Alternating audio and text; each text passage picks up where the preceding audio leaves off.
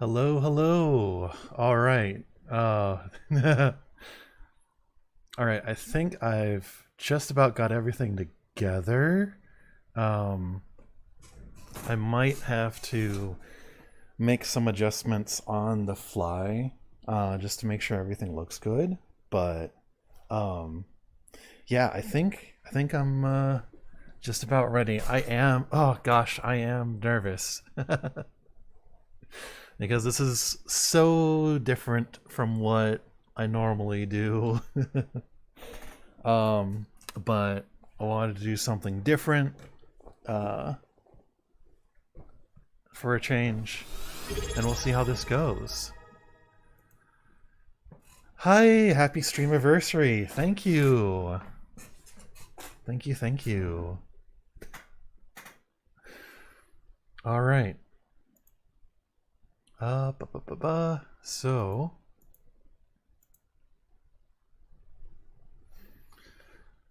all right. Let's see. Let me see. Hello, hello. All right. So let's go ahead. All right. Already I need to fix some things. Ba, ba, ba, ba. What needs fixing? Okay, this. Okay, this. Ah, there we go. Okay. There we go. So we can see the dice rolls now. Awesome. Cool. Just as nature intended. Um, and then this center art here is from the book that I'm pulling from. Oh my god, it's me. That's me. No, that's not you. It's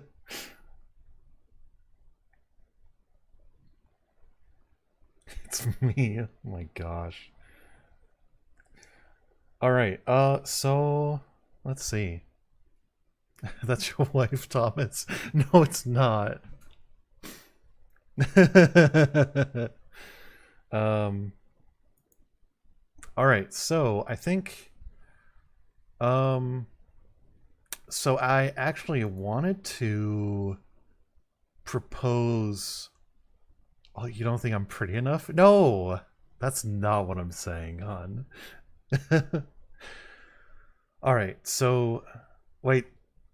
No, you're what? You don't think I'm pretty? Just a no. No, that's not what I was saying. Oh my gosh. You always do this. No, you are pretty. Hi, little Miss Ablaze. Hello. Hello, hello, hello. Happy Streamiversary. Thank you. All right. So I actually wanted to kind of gauge how everybody felt about an idea. Um, so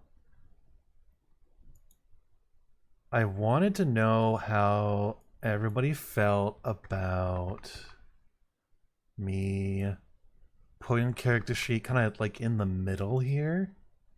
And what I wanted to do, I'll do the sippies in just a moment, I promise. I haven't even grabbed a drink yet.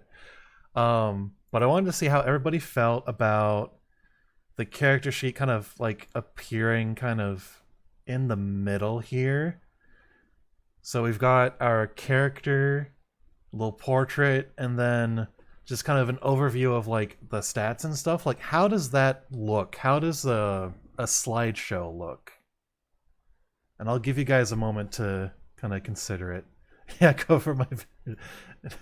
Here, how about this so that it's kind of peeking over? How does that look? I'm peeking. Yeah, you're peeking. That's good. All right, cool.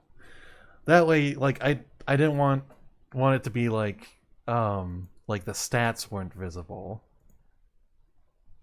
That way you get like a peek of the character and everything, and then also the skills as well. Alright, I'm gonna go grab a drink so that I can take those sippies. I'll be right back.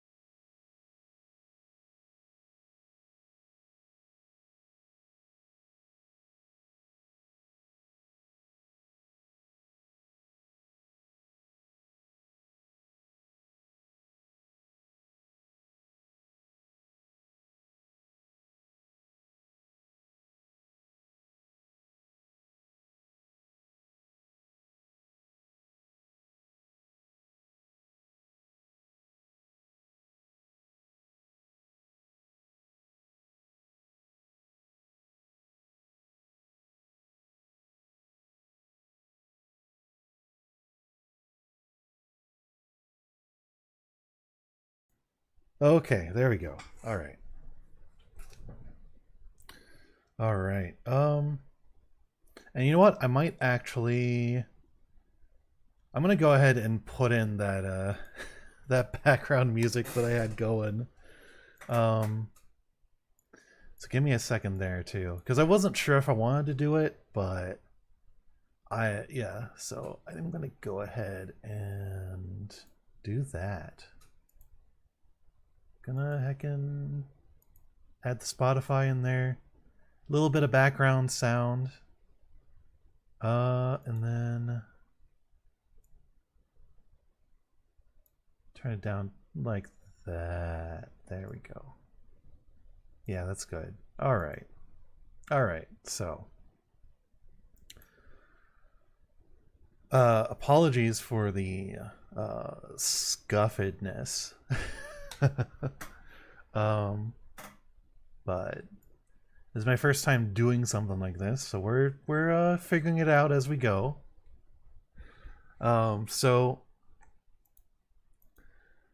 Tonight's stream is gonna be really reliant on audience participation. So basically, gonna be reading stuff, and when there is a decision to be made, everybody's gonna pitch in on what they want our character to do. So our character specifically is a Dr. Eleanor Woods, professor from Arkham, Massachusetts.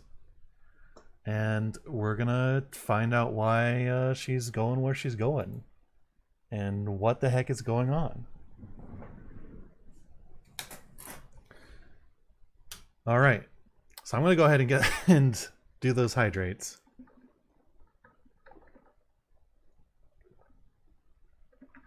All right, the sips have been taken. Batman.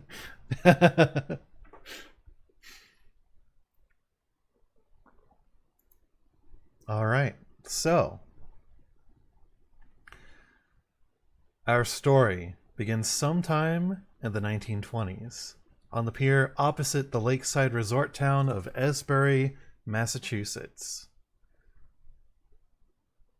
Oh, welcome back, Ellie, just in time. We're just about to get started. The sun sinks low on the horizon as you board the ferry, headed across the lake to Esbury. As you set foot on the boat, the ferryman greets you with a wide smile and a cheery wave. He stands by the gangplank as you pass, welcoming the other passengers as he removes his cap to scratch at his balding head. His pudgy figure fills his well-worn suit. He looks a little awkward, but he seems a rather pleasant sort. Leaving the man behind you, you take a seat toward the prow, eyes fixed on your destination. We'll go to 12.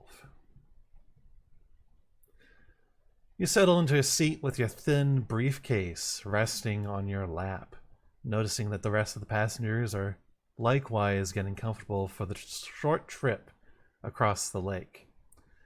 Glancing around, you catch sight of the ferryman entering the cabin. As you sit patiently and wait for the engine to come to life, you listen to the sounds of idle chatter around you. You look out across the water and notice a thin fog beginning to form over the surface of the water as the temperature drops with the approach of night. After a few minutes, you hear the engine sputter into action and feel the ferry lurch forward. The conversations around you continue as the ferryman joins you all on deck. You can't help overhearing most of the talk, though. It's surprisingly banal. There are almost a dozen passengers on the ferry. Most of them are simply looking to spend their money during the weekend in Aylesbury and to enjoy the various shops and leisure activities the lakeside town has to offer. Many of the passengers seem to come from money, as is common in Aylesbury. You notice a strange look from one of the women in the group. She has a full figure and brown hair and eyes. She seems to be looking you over, admiring your features. I'm assuming they mean brown eyes, not just she has eyes. Alright, so if we were making our own character, this would be the part where we assign our attribute points, which you can see on the character sheet. We already have. So now we go to entry 80. All right. The woman clearly sees something in you that she likes. Perhaps it's your looks or a glint of intelligence in your eyes. She gives you a sly wink before turning back to her companions. You likewise turn your attention to the rest of the passengers. Sitting apart from the general crowd are two men in dark, well-tailored suits, whispering quietly to each other. They have unamused expressions on their faces, as if they don't seem pleased to be here. Perhaps they're on business. Noticing that you're sitting down, the ferryman approaches you and stands over you with his characteristic smile. You notice he's missing a tooth in the upper left corner of his mouth. His eyes are bright as they light upon you. Good afternoon! You look a bit lonely there, friend. What brings you to Aylesbury? Alright, so this is the part where we would be assigning our skills if we were making our own investigator. Since we are pre-made, we go to entry 23. This is turning sapphic fast. Yeah, yes it is. I was not expecting that. Alright, entry 23. You mentioned the passing of a distant colleague in Aylesbury, and how you've been sent by Miskatonic to recover his work and bring it back to the university. The man sighs and nods slowly. You mean Professor Harris? Real shame what happened to him. Always seemed like a nice man. Officer Powell says they're still cleaning up the mess at the professor's place. But some of the more valuable bits will probably be at the estate sale tonight, if you're really wanting at it. The man looks down at his hands for a moment, and then back at you as he extends one your way. Anyway, I'm Lance. Lance Sanford. Pleased to meet you, but I wish it were under better circumstances, eh? Alright. Advar, who are you? Enter character creator. Alright, so we've got a few options here. We can inquire about Professor Harris. We can inquire about Officer Powell. We can ask Lance about himself. We can ask about the estate sale, or we can pass the time waiting to arrive in town. How's everybody feeling? I'm going to go ahead and copy paste that into chat.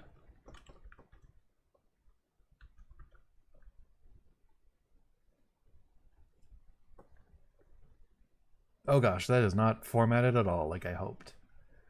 But yeah, how is everybody feeling?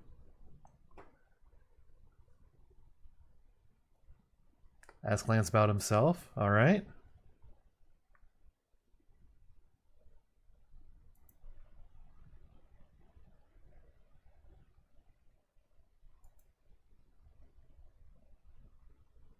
All right, that's 2 for asking Lance about himself.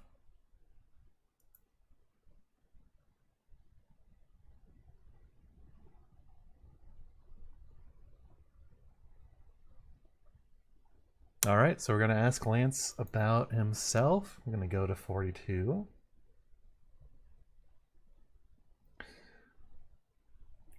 You ask Sanford about himself, and he beams a bright, big smile your way. I've lived in Esbury for years, since back before all the rich folk found the place and turned it into their little vacation spot.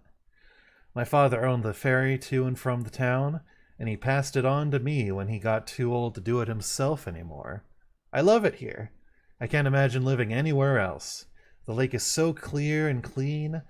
I guess that's why we get so many visitors. This place has definitely grown since I was younger, though. Sometimes I miss the way things were before, but I love Esbury all the same, even now. You'll like it here too. Sanford winks at you. You exchange a few more pleasantries with Sanford before he goes off to finish guiding the boat into port. You pass the time in casual conversation with the other passengers and in observing the scenery. You note the tall pines and sloping hills along the lakeshore around Esbury. These features, and the small town beyond, are just visible through the growing mist, but squinting helps make them out to your satisfaction. In time, you arrive on the pier at Esbury, grateful to be off the water. Alright, we're going to go to number 3.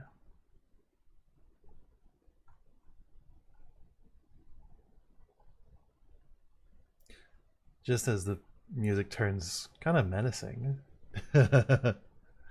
Anyway, you take your first steps onto the pier with the rest of the ferry passengers, trying to get your land legs once again. The passengers still chat casually as they walk off to their destinations. You note one last little flirty wink from the full-figured woman as she struts along confidently behind the women accompanying her. And you feel the 2 dark-suited men push past you at a brisk pace, nudging you out of their way. Sanford gives you one last wave and a smile as he begins tending to the old, rust-stained boat that is his pride and joy. The last light of the sun is fading fast, and the fog is growing thick on the water now. The night is still young, but you would rather not be wandering around in the dark and fog of a town you are unfamiliar with. Taking in your surroundings, you see a sizable crowd jockeying for entrance into a lavish, modern-looking building along the lakeside. A folding sign sits out front, illuminated by a lantern. The words, "Estate Sale Tonight," are written on it in large, bold letters. While this seems to be the main attraction, you could also seek out somewhere to stay for the night and set about your work in the morning.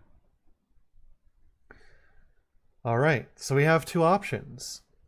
We can go to the estate sale, or we could find somewhere to stay for the night.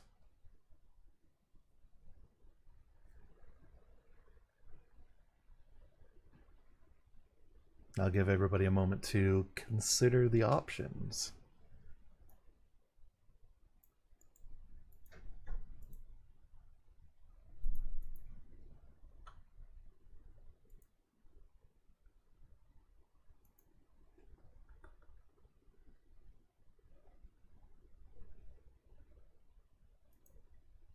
Estate sale sounds very interesting. All right.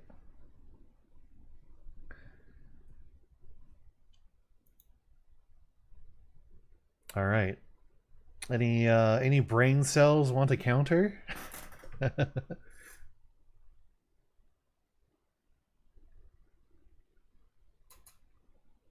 This is a team effort.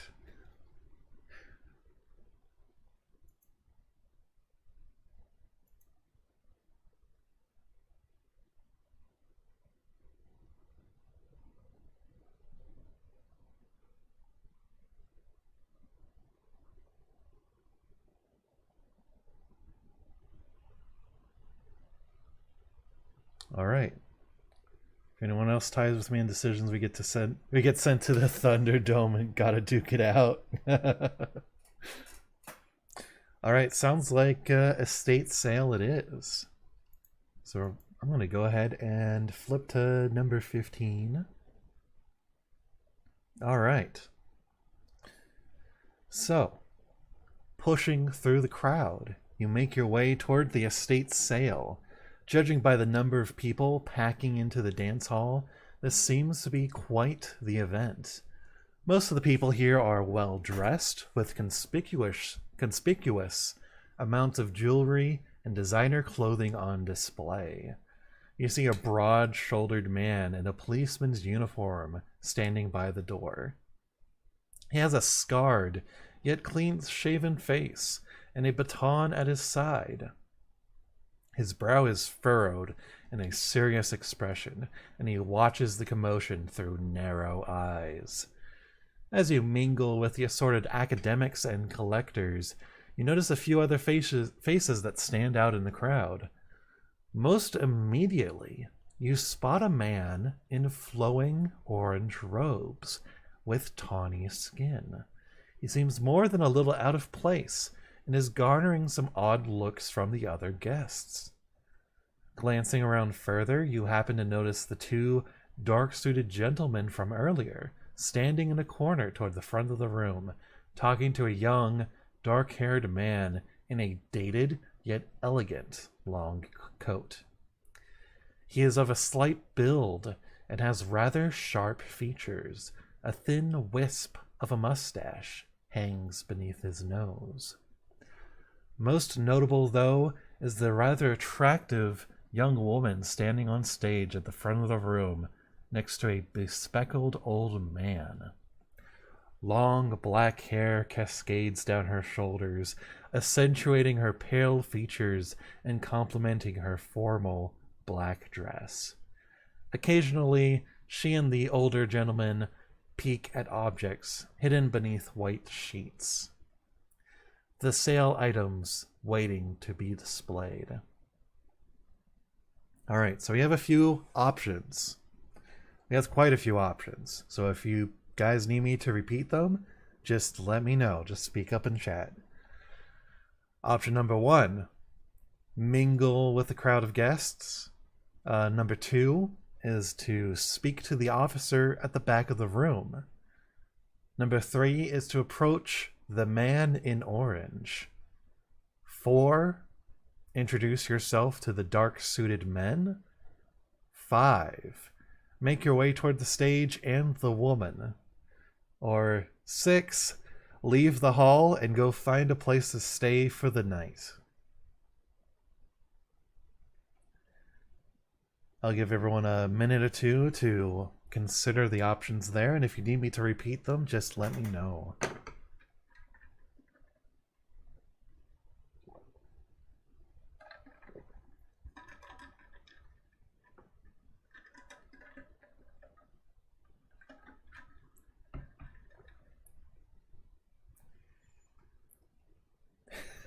Just love there's an option to say, nah, I want to go to bed. Yeah.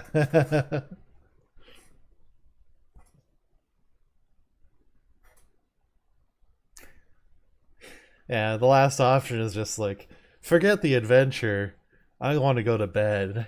The man in orange seems cool. Want to talk to him? All right. 5 because it'll probably get more sapphic. All right, so we have a tie. The man in speaking to the man in orange, or heading towards the stage into the woman in black. Does anybody want to break the tie, or perhaps even choose a third option? Or should I just start a vote? Oh, you're down for Sapphic Adventures, Ellie?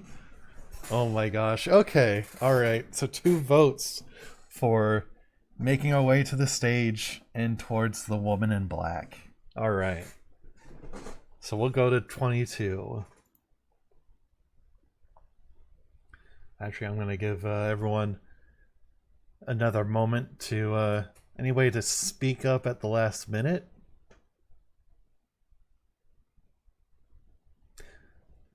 Going once. Going twice. All right. Towards the stage it is.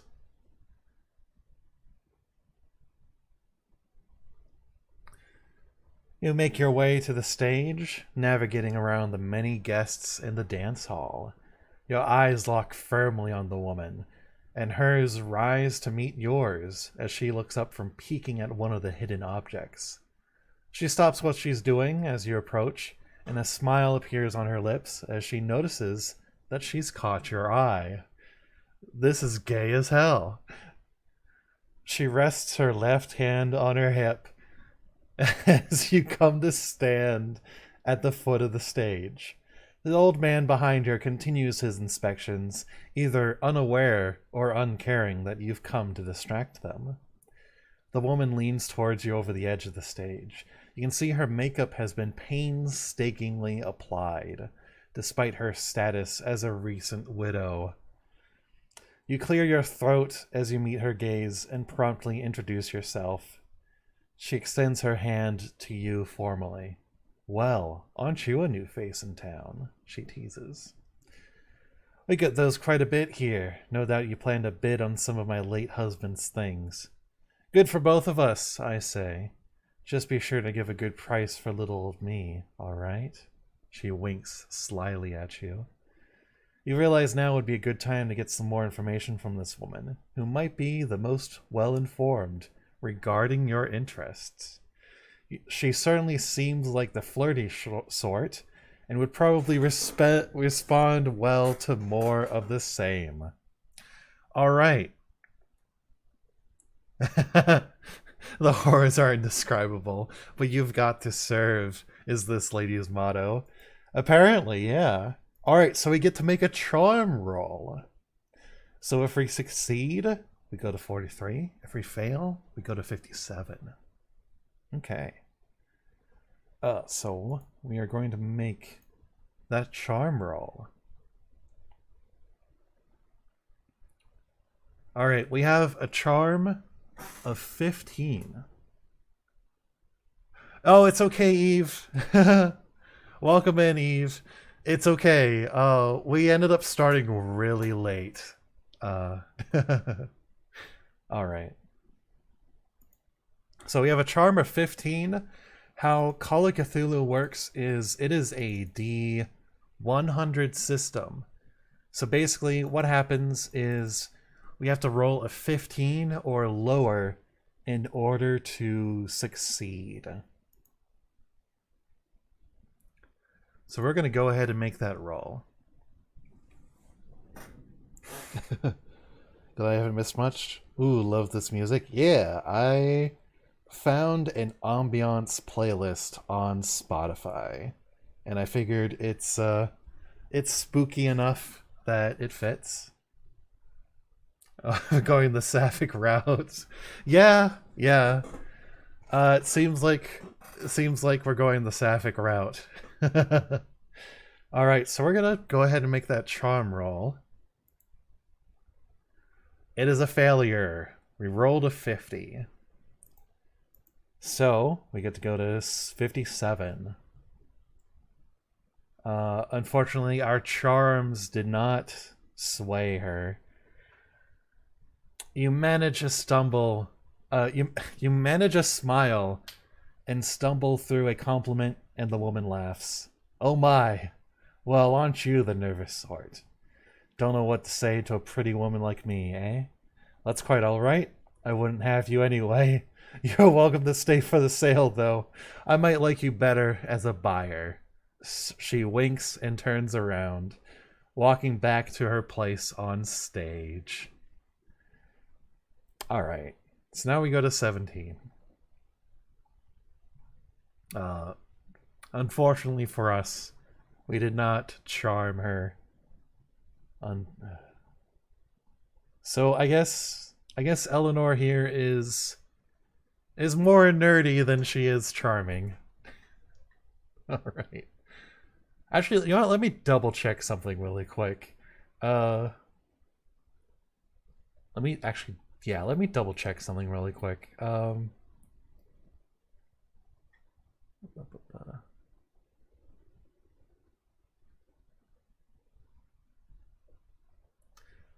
Actually, let me double check something really quick just to make sure I have everything like set up right.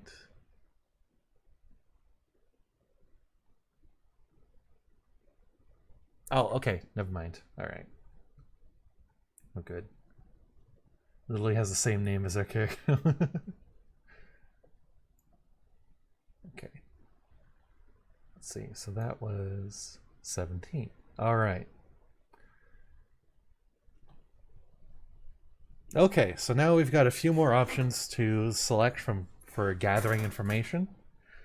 You have begun gathering information in Esbury. Would you like to interact some more? So we can mingle with the guests. We can speak to the police officer. We can talk to the man in the orange robes. We can introduce ourselves to the dark-suited men. Or we can leave the hall and find somewhere to sleep.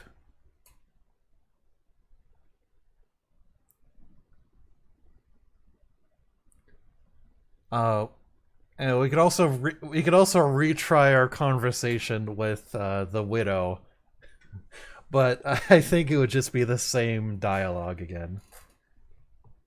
Dark-suited men sounds like they'd be a good time.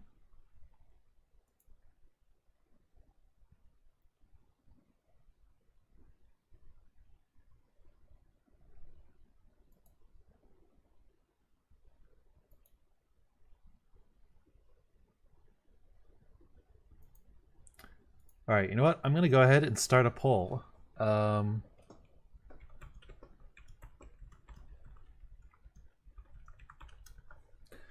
And let's see.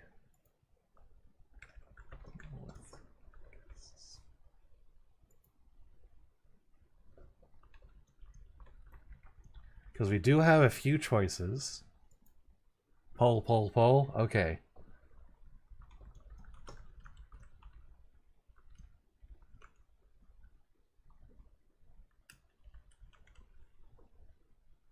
All right, thank you for the hydrate. And thank you for the posture check.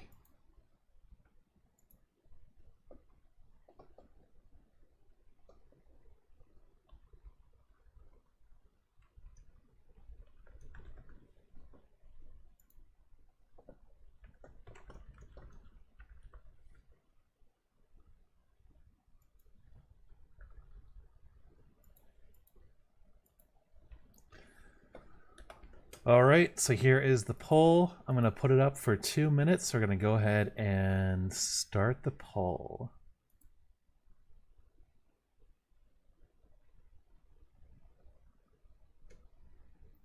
So go ahead and place your votes.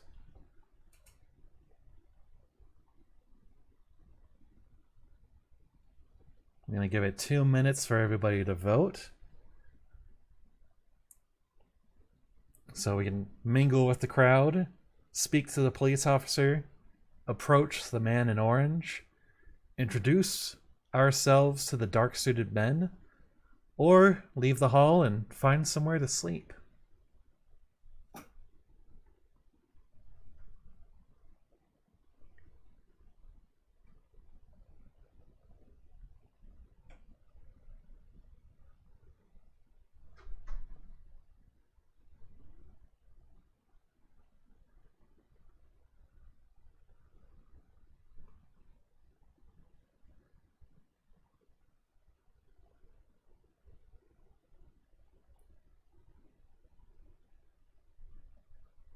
And then if we have another tie, I think I'll probably roll a dice and decide, or have a random chance pick the option. But we'll see how the poll goes.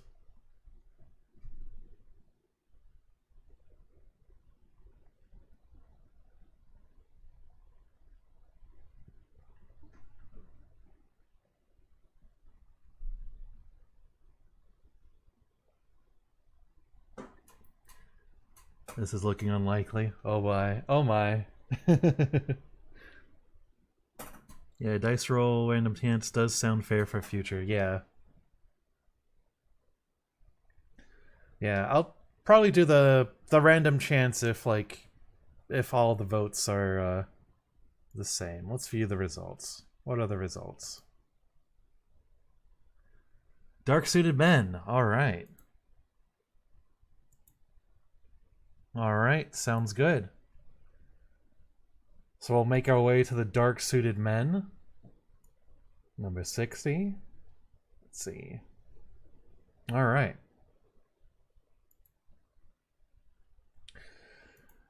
You approach the huddled group and introduce yourself to them, stating that you recognize them from the ferry. The two men from earlier appear annoyed at your presence and are visibly irritated. Scram, man, we don't know you. You got nothing to do with us. The third man seems likewise bothered and frowns at your intrusion. They certainly make you feel unwelcome. Ignoring you in hopes that you'll leave, the two men in suits turn their backs to you. You see the jacket of each suit shift oddly, as if it's ill-fitting.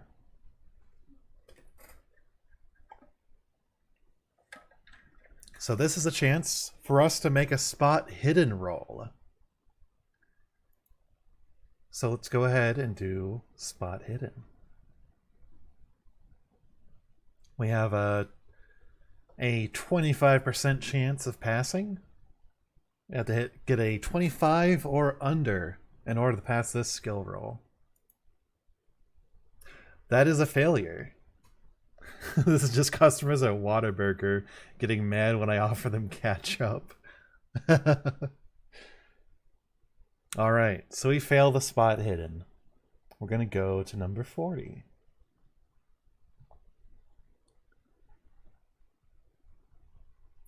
You take the hint and decide to leave them be before they get truly angry. Turn back to the crowd and search for another distraction. Alright. So, we're back to our previous options. We can mingle with the crowd, speak to the police officer at the back of the room. We can approach the man in orange, or we can leave the hall and find somewhere to stay for the night.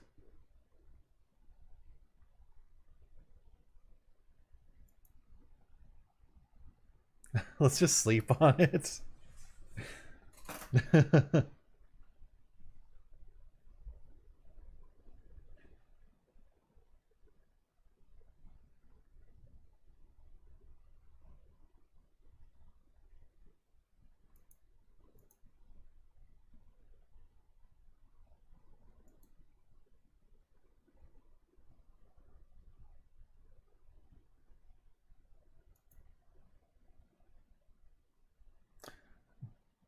But pester all the people. You've at least got 2 more people in an entire crowd to pester, though. But you know what? We can do another poll. New poll.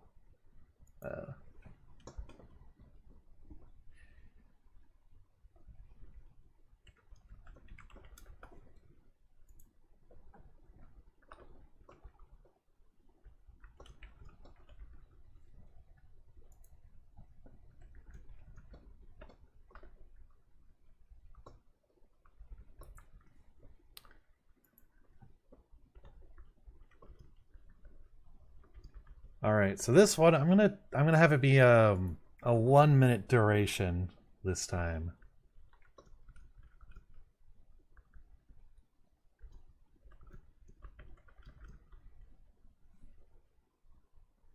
So, there, we know what's up. Yeah. Alright. So here we go.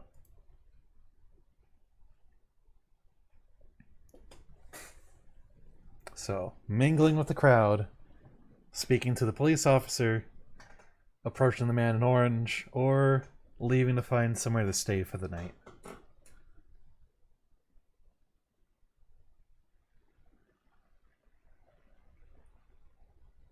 Now, I don't know what's going to happen. I'm approaching this as blind as everybody else. But, I mean, the text does describe the man in orange, or did describe the man in orange in particular. So, I mean, that's kind of where I would go, but this is a group effort. I might be a little biased. The man in orange sounds interesting to me.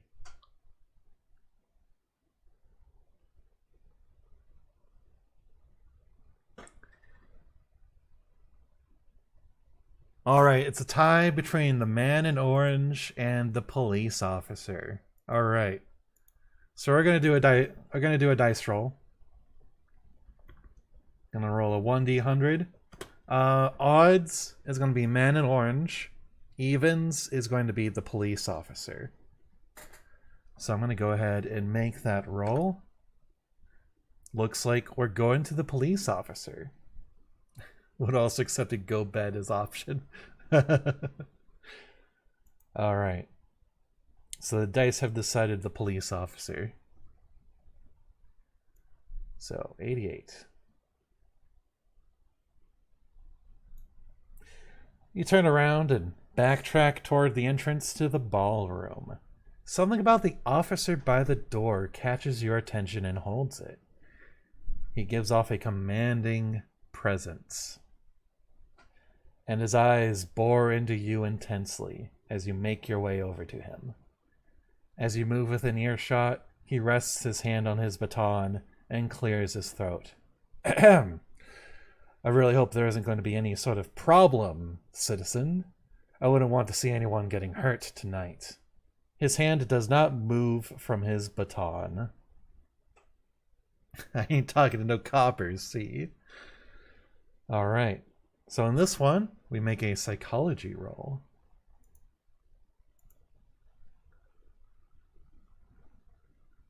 What a lovely officer. Alright, so this time, for psychology, we have a skill of 50. Our odds are astronomically better. A 50-50 chance of passing this roll. So here we go. That's another failure. Alright. So we go to 29.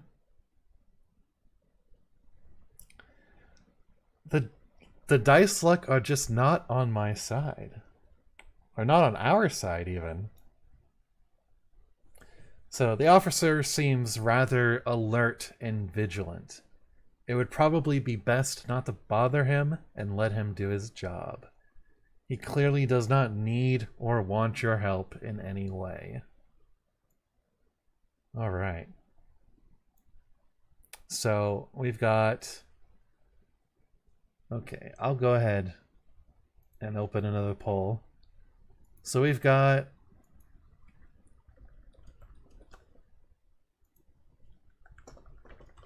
the man in orange mingling with the crowd.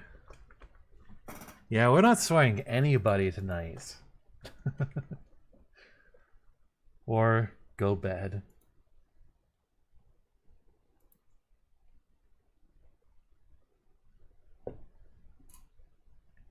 The dice are just not on our side.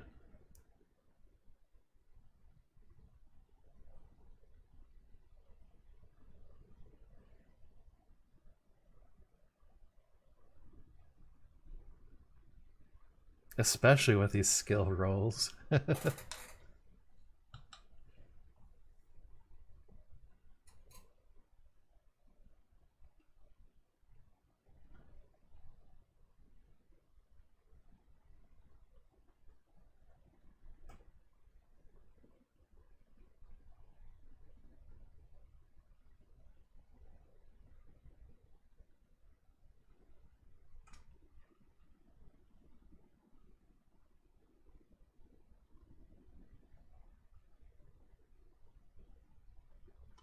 Third person's the charm, maybe. Alright, man in orange it is. So we're going to approach the man in orange.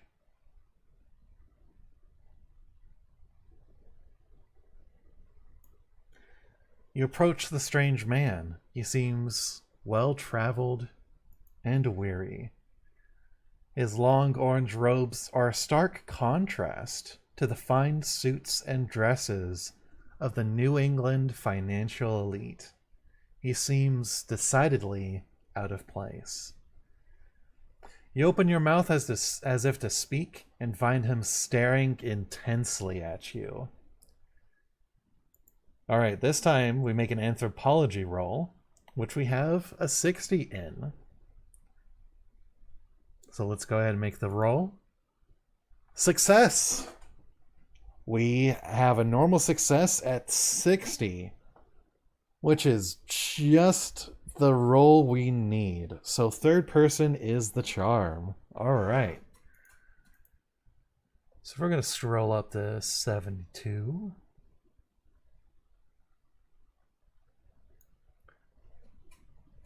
Alright. You recognize the man's style of dress to be that of a Buddhist monk. You bow a customary greeting, to which the monk smiles and returns the gesture before speaking in heavily accented but fluent English. It is good to see one here with such respect for our customs. I am Banyu. His expression turns to a frown as he makes a sweeping gesture to the rest of the room. The rest here seem only to seek to profit from my culture. Selling the items of my ancestors is most shameful. You respectfully question why he would come such a long way to witness such a thing, and he sighs before turning back to you. I have come with what money my temple could gather, so that I might save a certain few of the artifacts. Ones that your Professor Harris stole from my temple in Sarnath when he came to visit some years ago. The monk seems troubled and falls silent. He bows a farewell, and you take the cue to leave. I'm going to go back to 17. Alright. So, we haven't had much luck talking to everybody else, but we do know the monk, the man in orange, Banyu, is here to gather some stolen artifacts from his temple. So that leaves us with two options. We can mingle with the rest of the guests, or we can leave and find a place to sleep.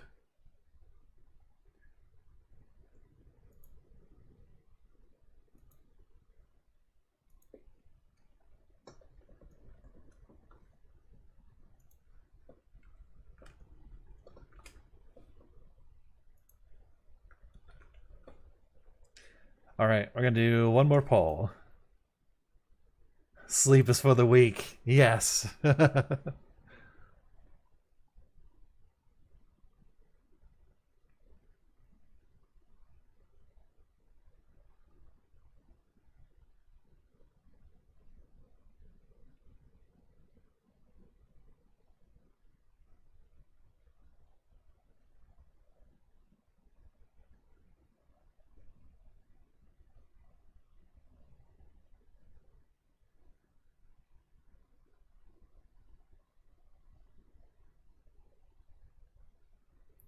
Sleep is for the weak.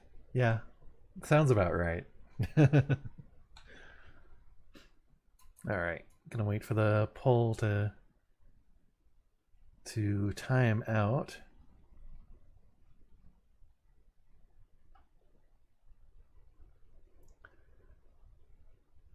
Mingle to wingle. Alright, mingling with the guests. Okay, so we're going to go to 34. rather than single anyone or anything in particular out, you feel it would be best to use your time to get a general impression and speak to multiple people to get their points of view. Hearing the talk around the room, you come to understand that most of the people who have gathered here are merely treating this as a social event.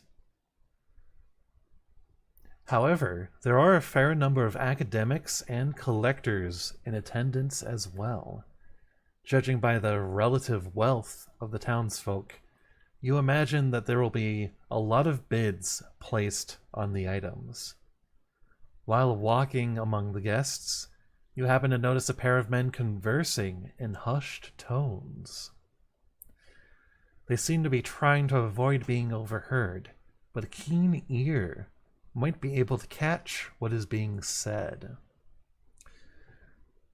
Yeah, you guys did win the last time. Let's see if we can keep it up. So we're going to make a listen roll. We have a 20 in listen. So let's cross our fingers and see if we pass. Hushed tones are the most suspicious tones, indeed. Alright, that is a failure, unfortunately. Alright. You strain your ears trying to overhear the huddled pair's words, but the noise of the other conversations around the room drowns out what is said. Alright.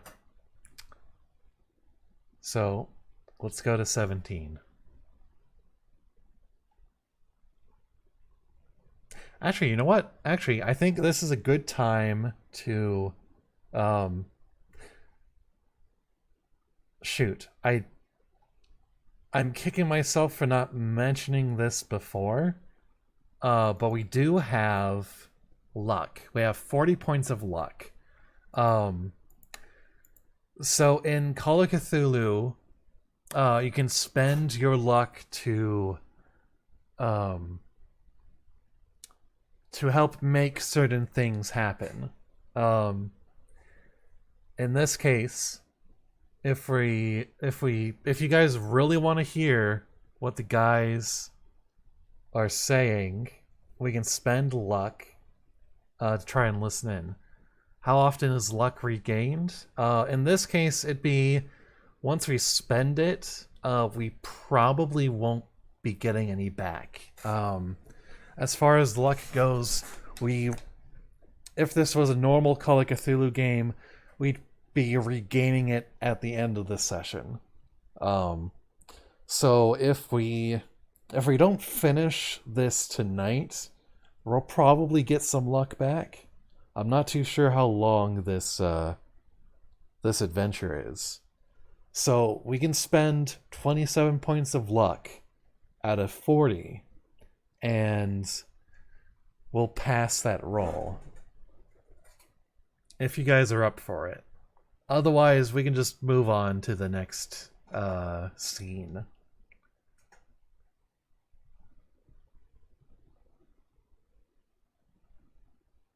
So per session or story, got it. My recommendation would be to save it for a more perilous situation. Yeah, that's my thinking. That would be a good option.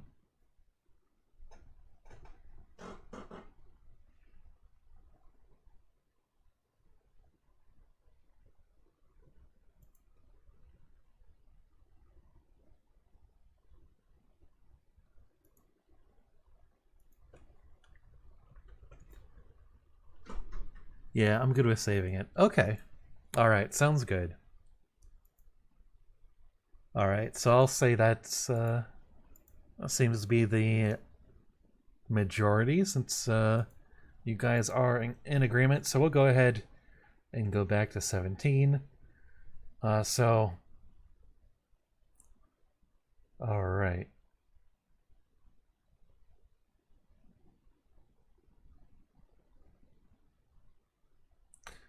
Let's see. Go to 35. No, that's like... Okay, so we get to... Okay, so... We get to go to... This is really a system to be cautious in. I say after wanting to go for the dark-clothed men first. Yeah. Alright, so with those options picked, we get to go to 35.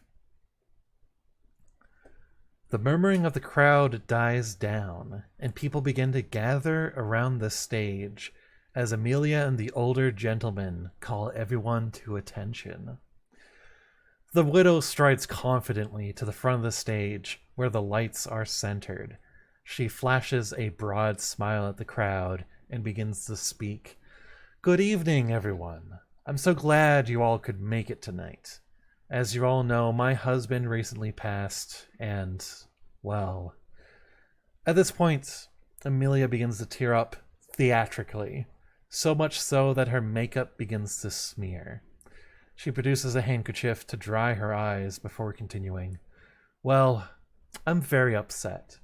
I miss my poor William very much, and I don't know what I'll do without him. And that's why I've brought you all here tonight.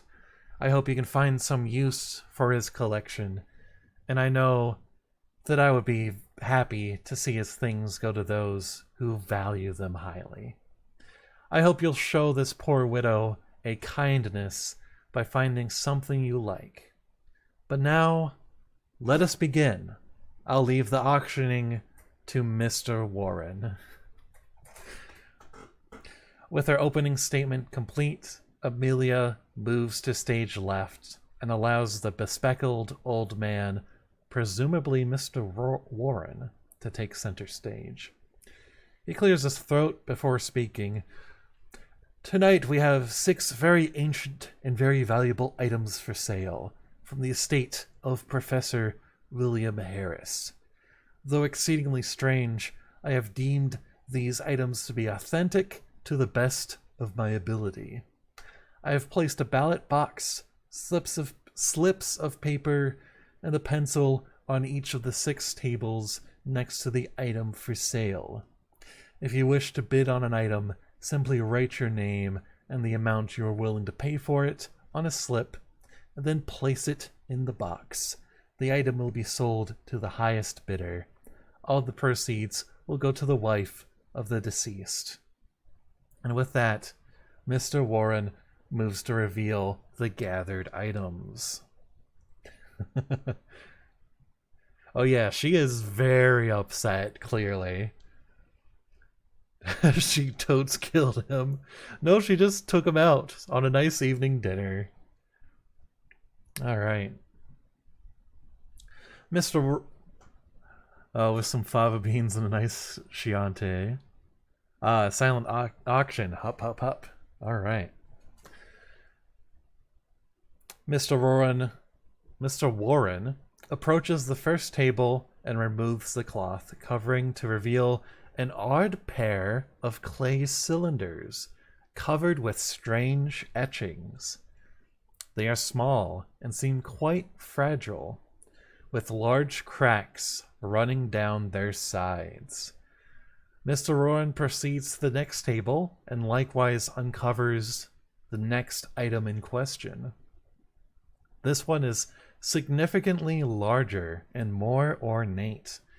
It appears to be some sort of altar or reliquary, heavily decorated with yellow-green gemstones. However, there is one similarity with the first item: the presence of the same strange written characters, though these ones seem to have been painted on. The old scholar turns to the next item in question and displays it for all to see: a decorated crown of solid bronze, wrought with the image of a Hindu god. And the next item is certainly most mundane: a large, thick, leather-bound journal that appears well-worn and beaten, with several loose papers jammed between the pages. Mr. Warren senses the confusion of some members of the crowd and clarifies that the notebook is the assembled personal works and studies of Professor Harris. The item that follows the journal is a well-preserved ceremonial robe of a Brahmin priest. The cloth is pure white. And the last item is perhaps the strangest of all.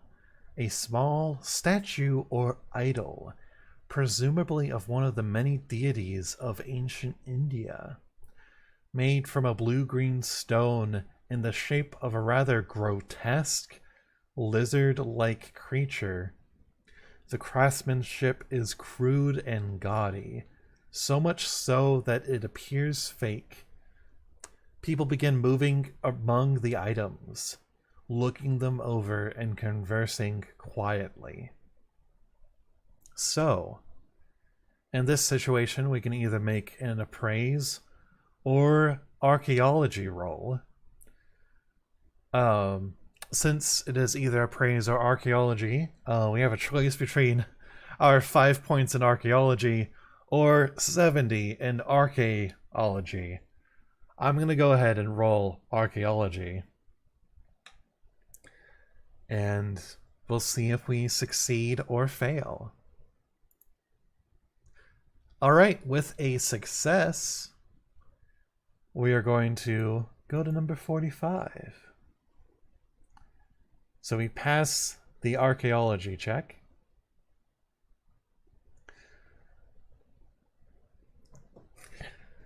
You examine the items with a trained eye.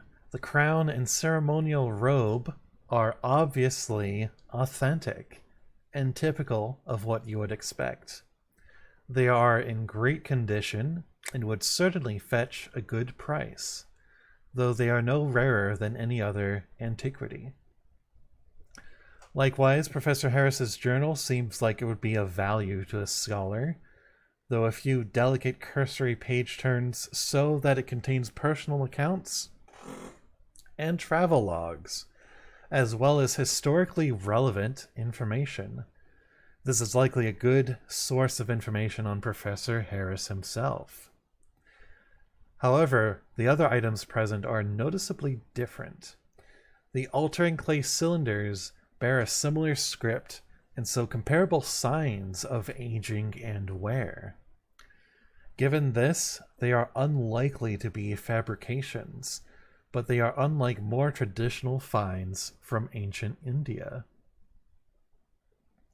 A close inspection of the lizard idol leads you to believe it is likewise verifiably authentic, though the workmanship is strange and unnatural, and clearly nothing like anything you've seen from ancient India or elsewhere.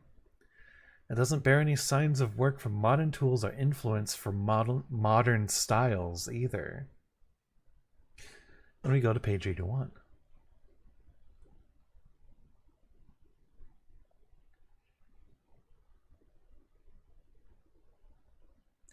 You notice that you're not the only one looking over the items with such interest.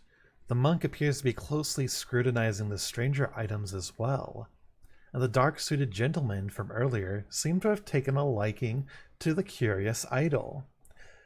Apart from this, various other guests wander around the tables, occasionally fixing on one in particular. There are many guests and a fair number of bids being placed. If you would like to bid on any of the items, now is the time. Alright, so I'm going to make a poll. And because there are a number of options, and I think probably too many for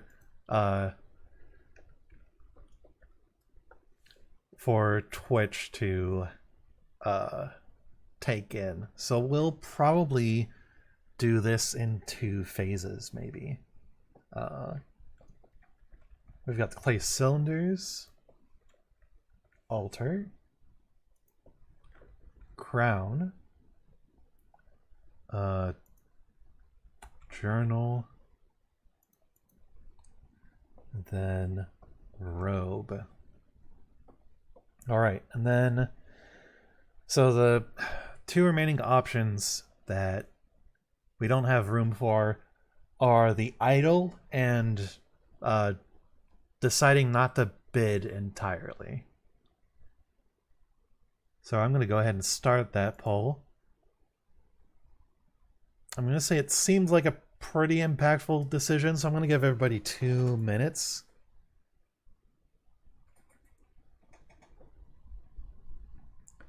So, cylinders, altar, crown, journal, robe, or the idol. If you want to bid for the idol, just type it into chat.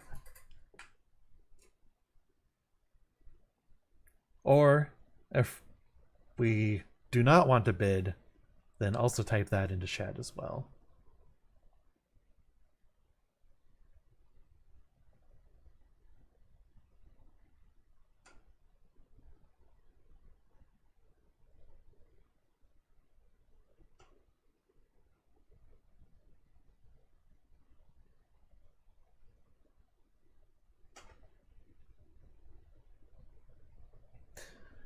So many items to choose from. I'm thinking the idol because it helps the monk and might screw over the creepy suit guys. That's definitely some good thinking.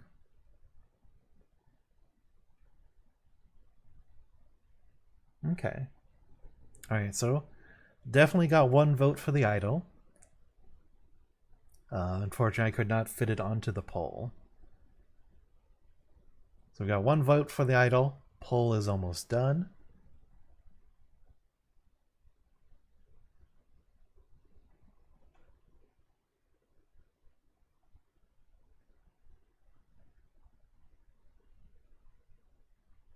For that reasoning, I'll switch to the idol. Okay. Alright, so we've got 2 for the idol. And then we'll see the results of the poll in a moment.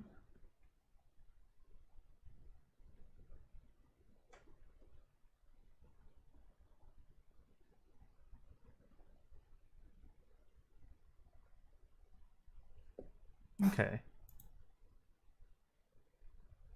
Let me just view the results really quick. So, okay, yeah, it looks like, okay, so Eve switching from the altar to the idol. So we've got 2 votes for the idol, so we'll go ahead and do that. So we're going to go to page 92.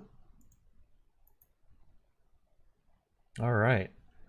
Something draws you to the curious idol, and you feel compelled to make a bid. You notice you're not alone in this, as the monk and one of the dark-suited men both place bids of their own into the box. You hope that yours is high enough. All right. So here's where it's going to get tricky. So it's an appraise or credit rating roll. But we have to pass the roll at extreme difficulty. So what that means is for the credit rating roll, since we have a credit rating of 60, that means we have to get a 12 or better. We basically have a 10% chance to pass the roll. So we're going to go ahead and roll and see what happens. It is a failure. So it sounds like in the story we did not bid high enough.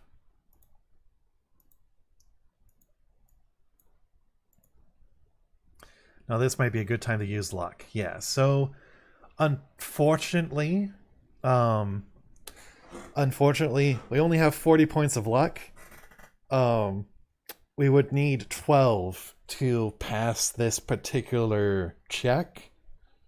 A roll of 12. So that'd be like 65 points of luck, which we unfortunately do not have.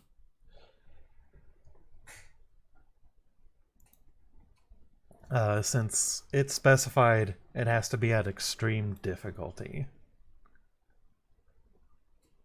So we're going to go to 154 and see what happens.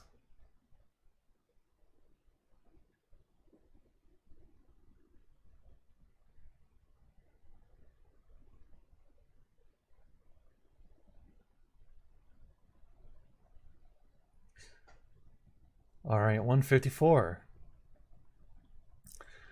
Though you place a sizable bid in for the idol, a truly outrageous sum is called, easily twice what you offered. Mr. Warren squints hard at the paper before calling out the staggering price and a familiar sounding name. Bonio. Confused whispers break out as the orange-robed monk collects the statue with a look of excitement on his face. We get to go to page 81.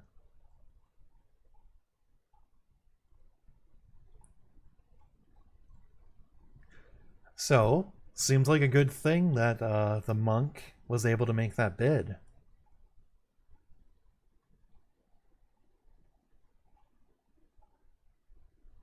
I actually had a feeling that he wasn't gonna make it, but you know, that's a good thing. That seems like a good thing, right? You know, strange idol. All right. Gotta put left those. Oh yeah. All right.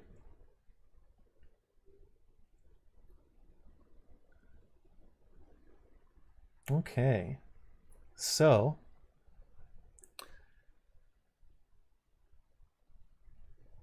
Alright, so now we've got a few more options. We can place multiple bids. Just keep in mind that if we are successful, it will lower our credit rating. So we'll actually lose money if we succeed on these bids.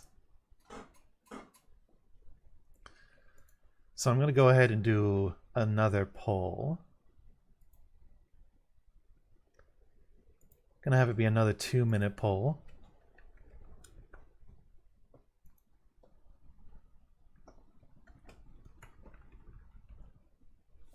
So we've got the clay cylinders. We've got the altar. We have the crown. We have the journal. And we have the robes. Or the robe. So I'm going to go ahead and start that. And then if anybody wants to vote to skip the bidding, just go ahead and type it into chat. Otherwise, we've got a number of items to bid on. If I remember right, the journal has Professor Harris's kind of personal accounts, travelogue, and not gonna lie, the journal really interests me. All right. I was about to say that the journal sounds really interesting.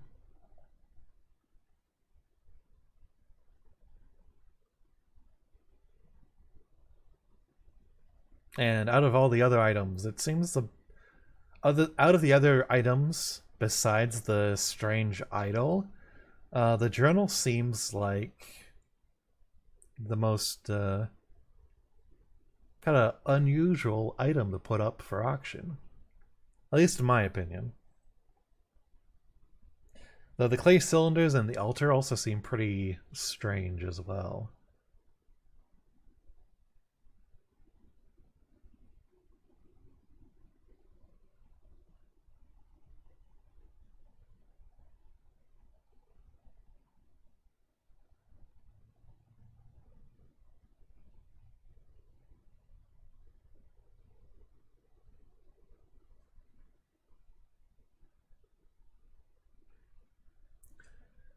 Just gonna wait for the poll.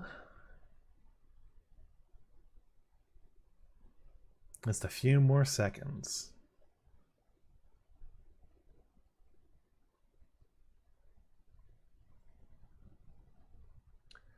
All right. So it sounds like the journal. I'm gonna take a sip of water, and we'll give Eve some time to come back.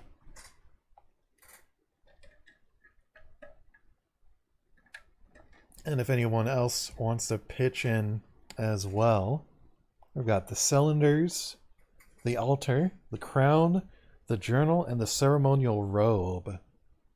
The strange idol was picked up by the Indian monk, Banyu. You could also choose not to bid on any further items, but we do have one vote on the journal.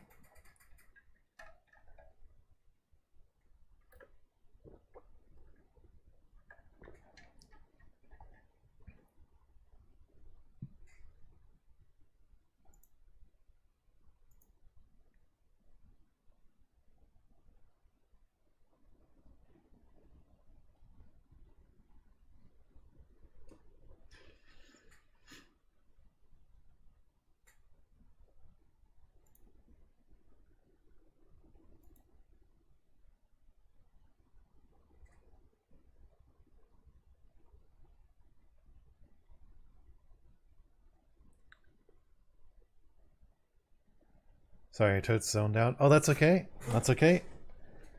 I was just taking a quick water break. Getting hydrating really quick.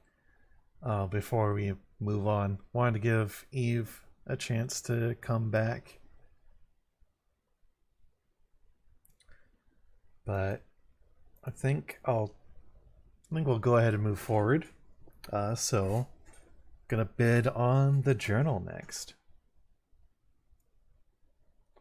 So gonna go to number 6.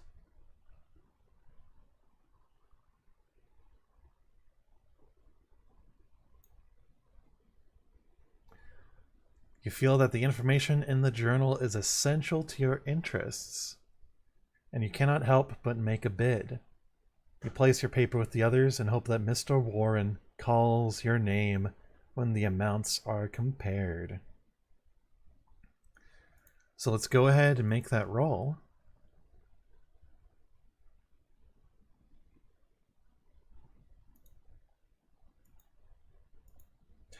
And that is an extreme success. All right. So we are going to succeed in getting that journal. So we're going to go to 100.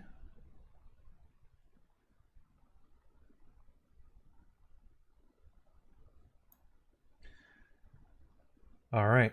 You feel that the knowledge in these papers could very well prove essential to you. So you offer a price that is more than fair. Sure enough, Mr. Warren calls your name and presses the leather-bound tome into your eager hands. So we reduce our credit rating by 2.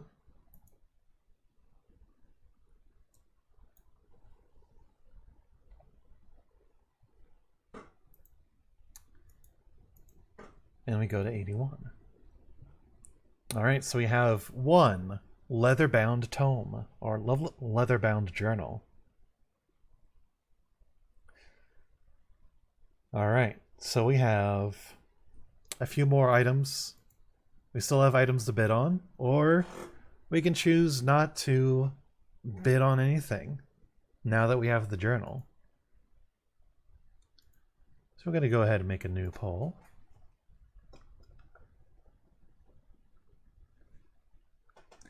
Remember that our credit rating is at 58 now. So we don't have as much money, but we can still bid. We've got the clay cylinders, the altar, the crown, and the ceremonial robe. Or we can choose to not bid and save our money for another time.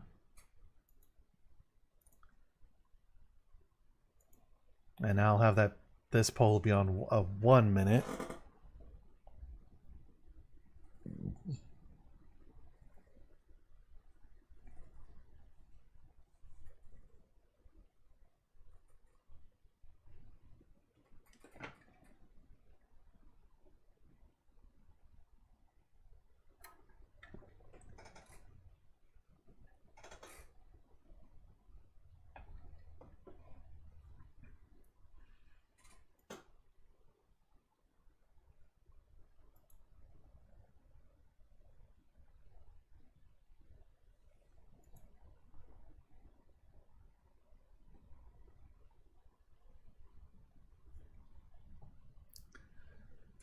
still have items to bid on, or we can choose not to bid at all.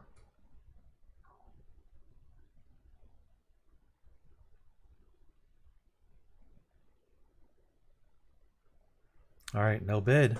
2 votes for no bid. All right. So we're going to choose not to bid. We're going to go to 16.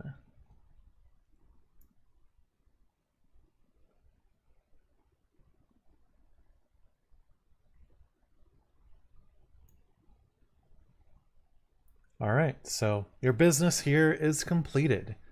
You see the crowd staring covetously at the newly acquired items, and you spot Amelia looking smug and satisfied with a leather bag full of cash.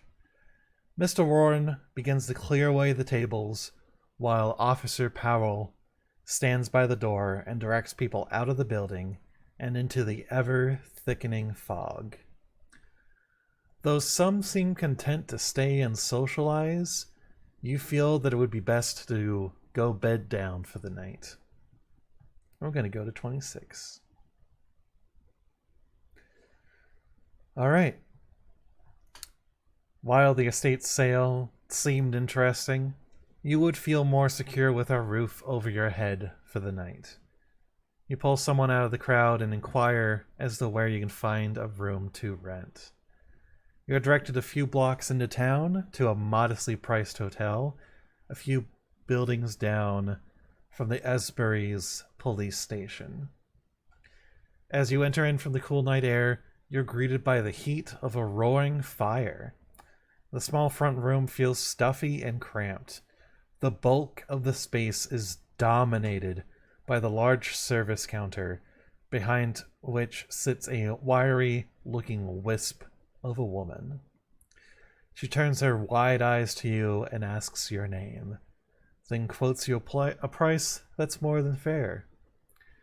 With the transaction complete, you haul your thin briefcase up the stairs, unpack it, and settle into your room for the night. And now we go to 9. All right, number 9. You wake in the morning, grateful for the rest. You rise from your bed and take in the modest surroundings that make up your room. The furnishings are sparse, a small, poor-quality dresser, and a cramped and dusty writing desk tucked in the corner. Sitting atop the desk is a plate of eggs and toast, apparently set out for you by the hotel's owner. The walls are plain and unadorned, save for a single window that faces toward the lake. However, this view is currently blocked by the incredibly thick fog, which has taken on a pale green hue. Your vision is obscured entirely, and you cannot see into the depths of that outlandishly green mist. You also notice your personal belongings placed around the room, exactly as you left them the night before. So now we go to 106. What's up with this green mist? It's a mystery.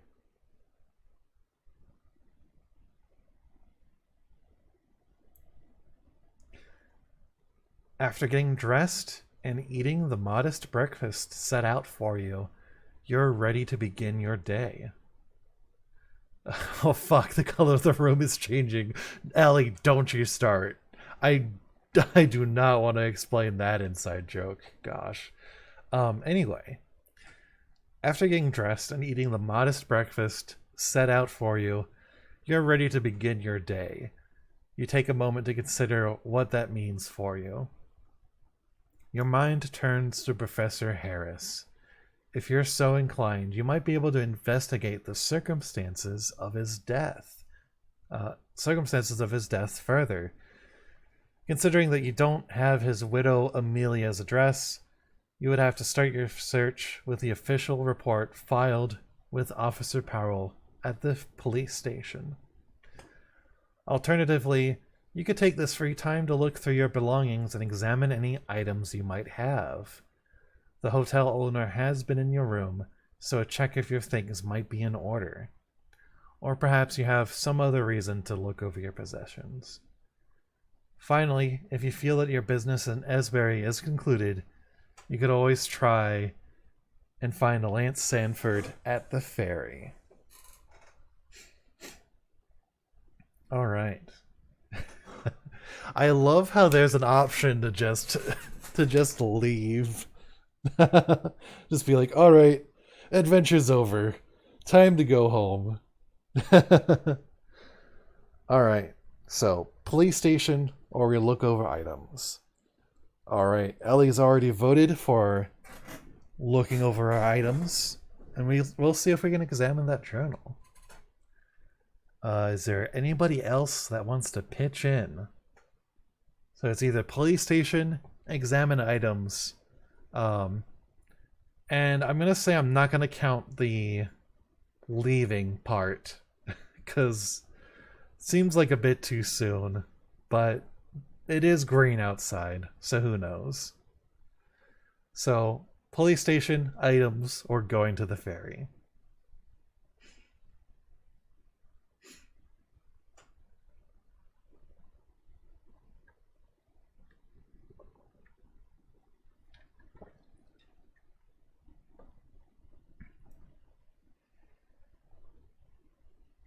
All right, we're gonna go and check out the journal. We'll go to 32.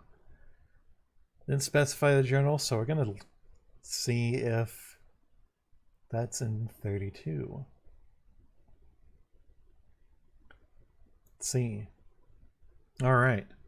Oh, looks like it is an option. So, cursory inspection of your personal belongings reveals that nothing is amiss. That's good news for us. All of your possessions are just as you left them. While you are here looking things over, you can take this opportunity to more closely scrutinize items bought at the estate sale. Alternatively, you may leave and go explore elsewhere if your curiosity is satisfied. All right. So, Ellie, you said you wanted to examine the journal. So we'll go ahead and examine that journal. I'm going to go to 74.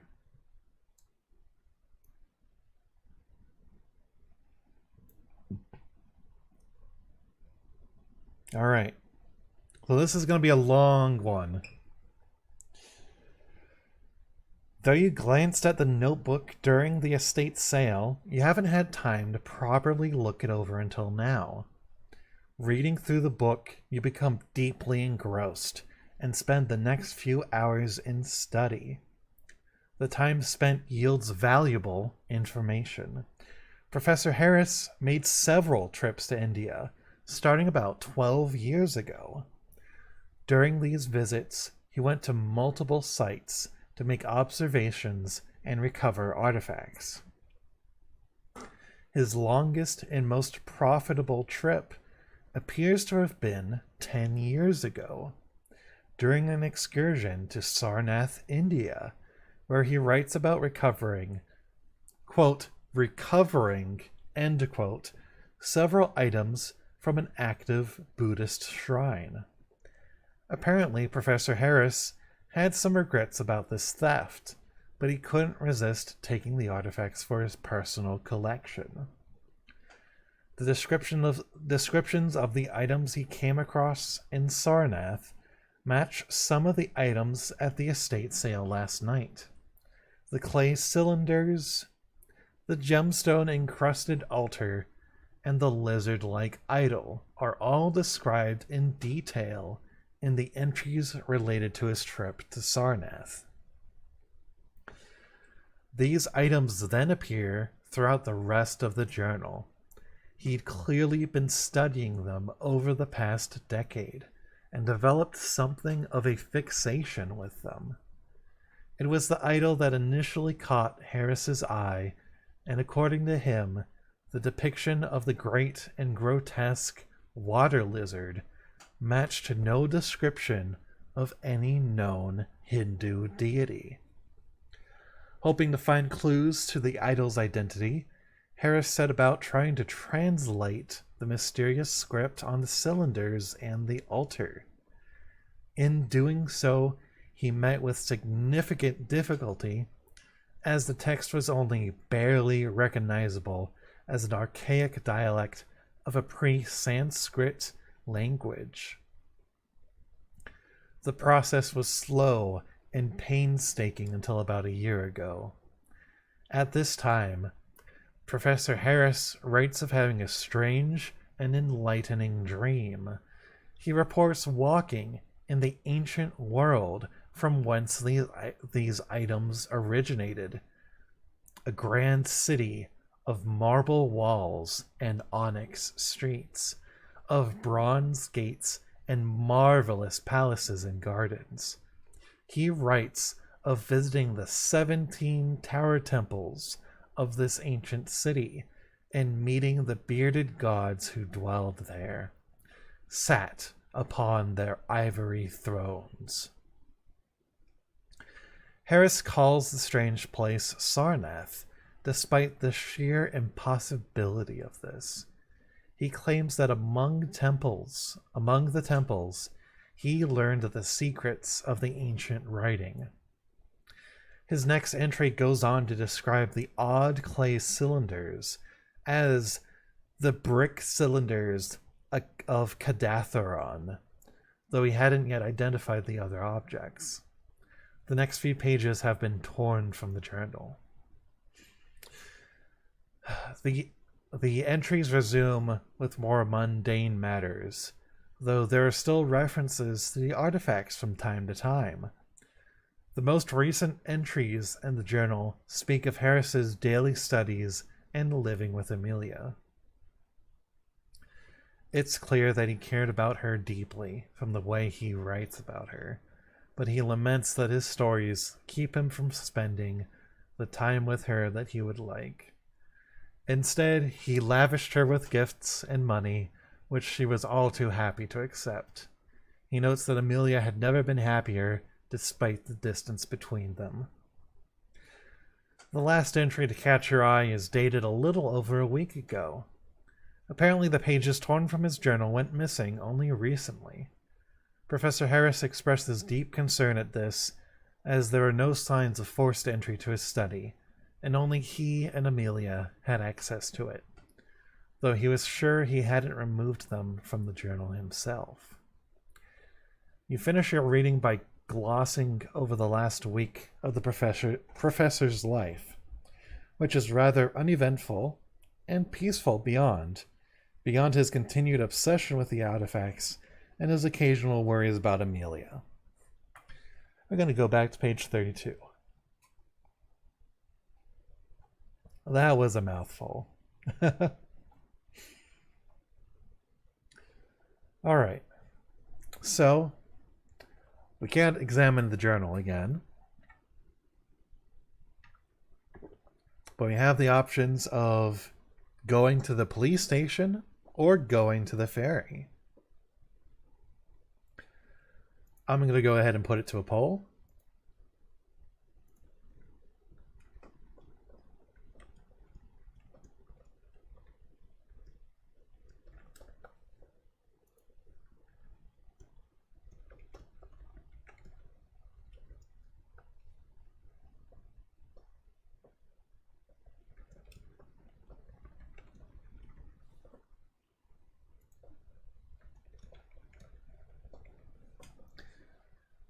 All right, and then I'm going to go ahead and start the poll.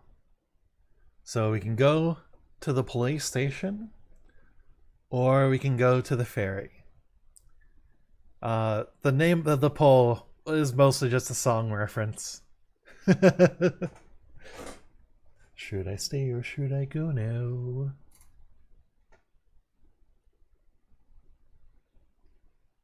All right, so police station or the ferry. Since we didn't get the other items from the auction, we have those two choices.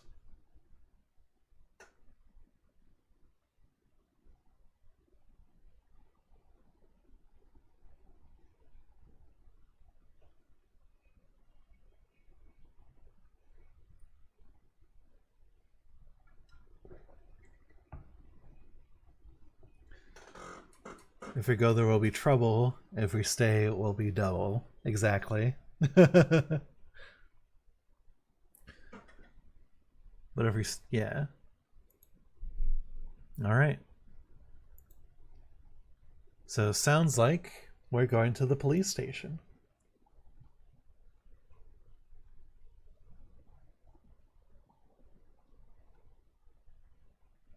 Alright. You step out into the greenish mist. You feel it clinging tightly to you as you make your way the short distance to the police station. Upon entering the small brick building, you are struck with a sense of claustrophobia. The walls here are uncomfortably close together, and space is tight. Crammed into the tiny structure are a large desk, several filing cabinets, and a few chairs. A closet-sized holding cell with iron bars sits at the rear of the room.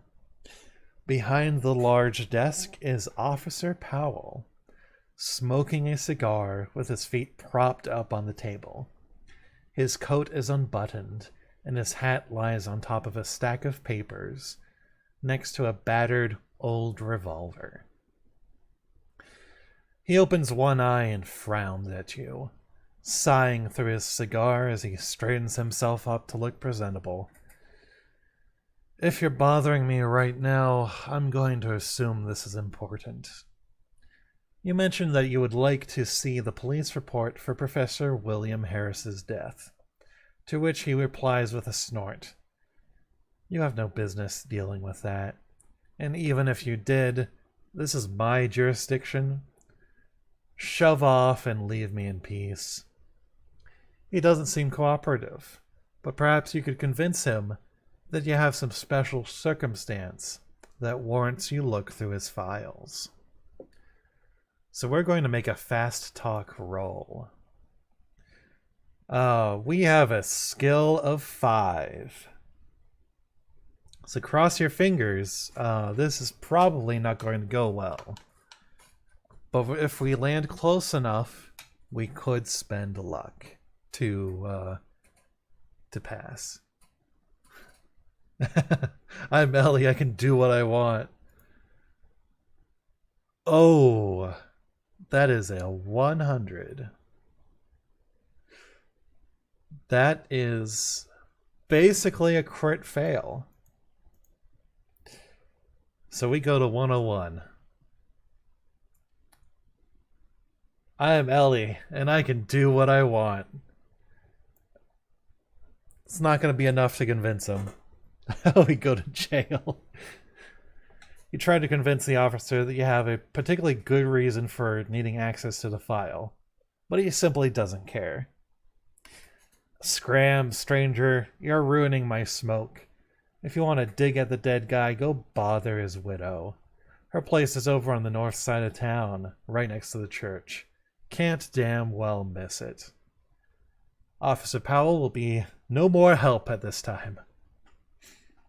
So, we can go to the Harris house, or we can return to the hotel.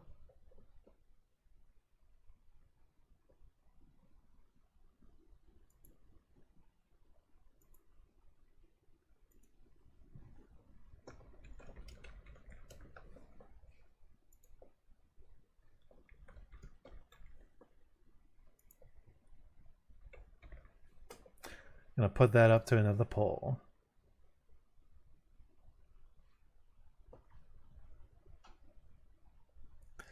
So you go to the Harris house, and we'll probably be asking the widow about her husband.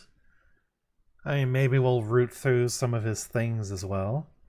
Or we could go back to the hotel. And I guess from that point, we'd probably be going to the ferry.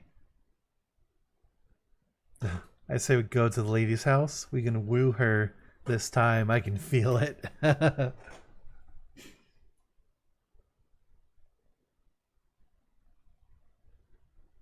Yeah, it definitely sounds like we're going in that direction. Just gonna wait for the poll to finish up really quick.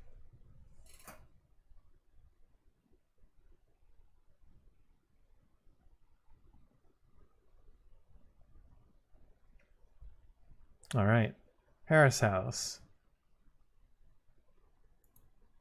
Okay. So we're gonna go to 90. You walk into town towards the Harris address. Even knowing the location, it's difficult for you to find your way due to your unfamiliarity with the town and the density of the peculiar green mist. As a result, it's some time before you arrive at the Harris house. As you approach the building, a man steps out of the fog, blocking your path. He is young and thin, with rather angular features and the faint hint of a mustache atop his lip. He is dressed in a dark suit and stares at you from beneath a flat cap. You're an unwelcome surprise. I don't know what you're looking for, but you won't find it here. Your eyes betray you as you glance at the Harris house. The man scowls visibly. Why don't you leave the poor widow alone, you creep? If you want to bother her, you're going to have to go through old Joshua here. Capiche? His hand brushes beneath his coat as if searching for something, but then he stops himself. He pauses for a moment, looking you over once more, before spitting on the ground at your feet and turning away. Fuck you, Joshua, I can do what I want. Alright, so we can call out to him. We can make our way to the house. Or we can heed his warning and go back to the hotel. How are we feeling?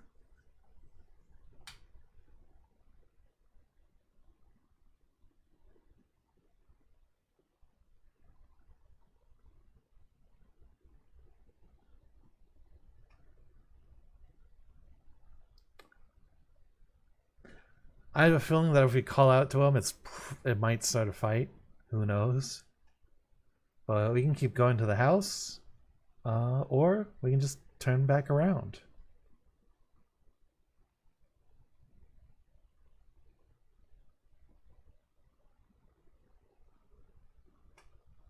I say go on to the house anyway. Fuck Josh. Yeah, fuck Joshua. We'll go to 55.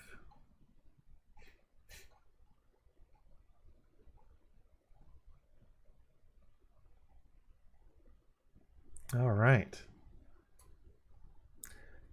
Despite Joshua's urgings, you feel compelled to speak to Amelia yourself.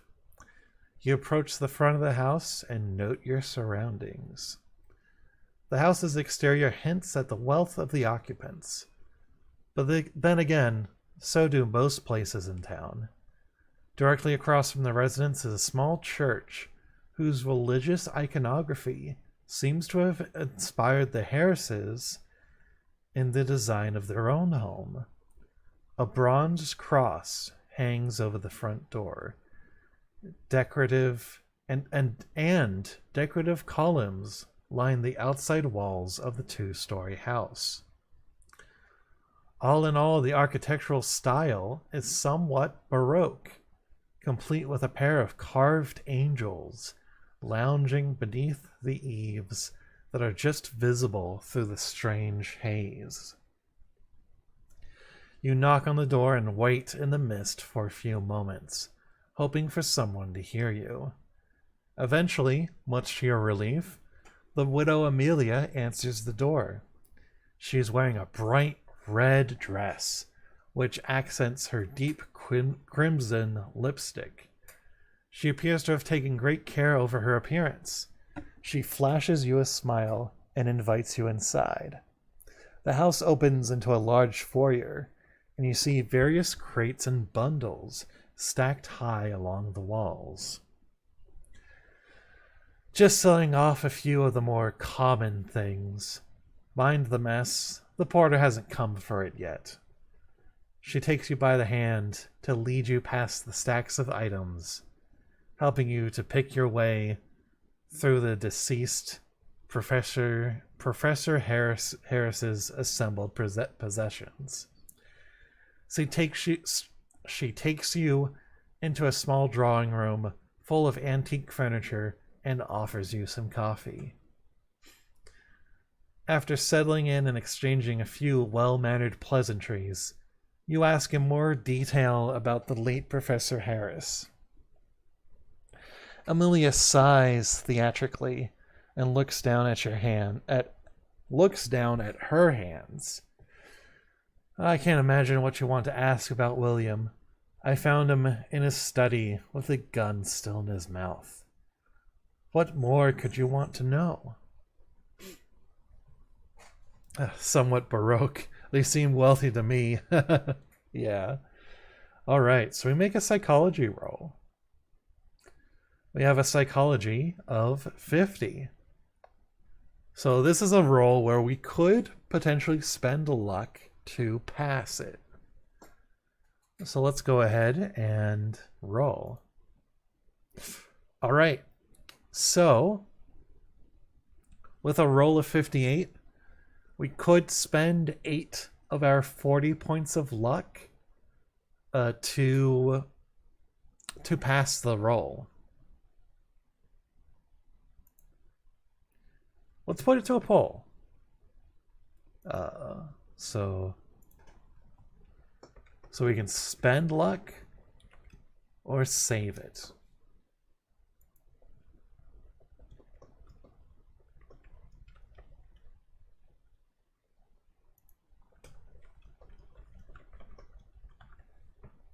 So I'm going to go ahead and put that to a poll. So we are spending luck on a psychology roll. So this could potentially tell us more about Amelia and Professor Harris's relationship, and also probably some more information about Harris himself.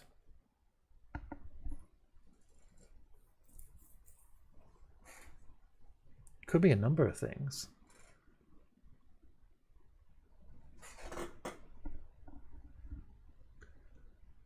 But it sounds like his death was a suicide.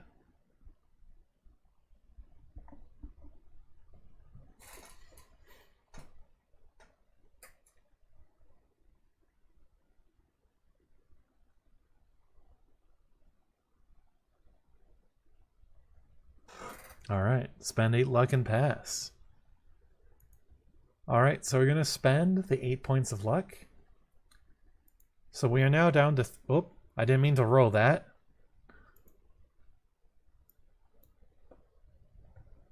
But apparently, the dice seem to think that luck is on our side. Hey, welcome back. So ignore the luck roll. We just spent 8 points of luck to pass a psychology roll. So we're going to go to 126 to catch you up. We are talking to the widow. We went to the police station to try and find more information about Professor Harris. The officer turned us away. We were told to leave the widow alone. We went against the advice, and we are now talking to Amelia. So 126. You don't know why you hadn't realized it before. Selling all of his things, adopting such a flirty demeanor, dismissing questions about her husband's death. Amelia doesn't seem too broken up about her husband's passing. As if it wasn't obvious. She's hiding something. You'd bet your career on it. You suspect she's involved in Harris's death in some form or another. You open your mouth, prepared to call her bluff and press her for more information. But you're interrupted by a loud knock at the door. Amelia jumps up, startled, and stands there for a moment in confusion as the pounding on the door resumes. Police! Open the door! Amelia's face drains white as she goes to answer the knock. Your gut tells you something is wrong here. You feel uneasy about the officer at the door. You tell yourself you're being irrational and on edge, but you have some trouble fighting that feeling. You have a few precious moments to react. So we can ignore our instincts and wait, or we can take the chance to hide and make a stealth roll.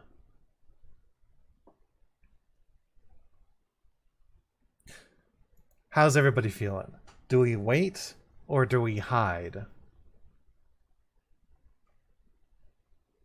Ooh, stealth. All right. That's one vote for stealth.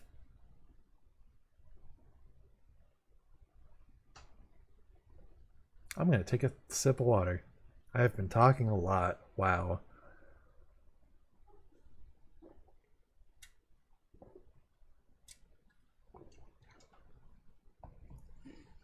I figure since it's just two options, we can skip on doing a poll. But yeah, so it's wait or stealth.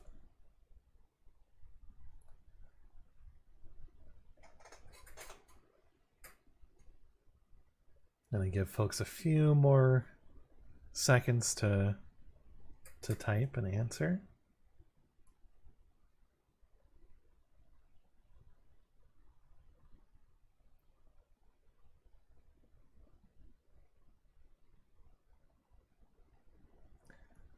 All right, we're gonna go with the stealth option. Stealthy. All right, so our skill at stealth is 20. We're gonna see just how well it goes. That's a fail, but we are 8 points away. We could spend more luck if we want to. We're at 32 luck. We could spend 8 points of luck in order to pass that roll. I say spend it. All right. That's one vote for spending.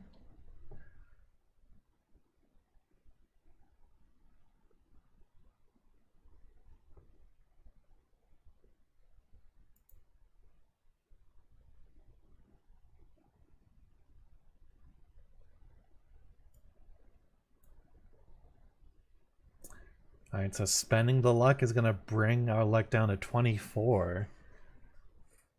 Does anybody have any objections?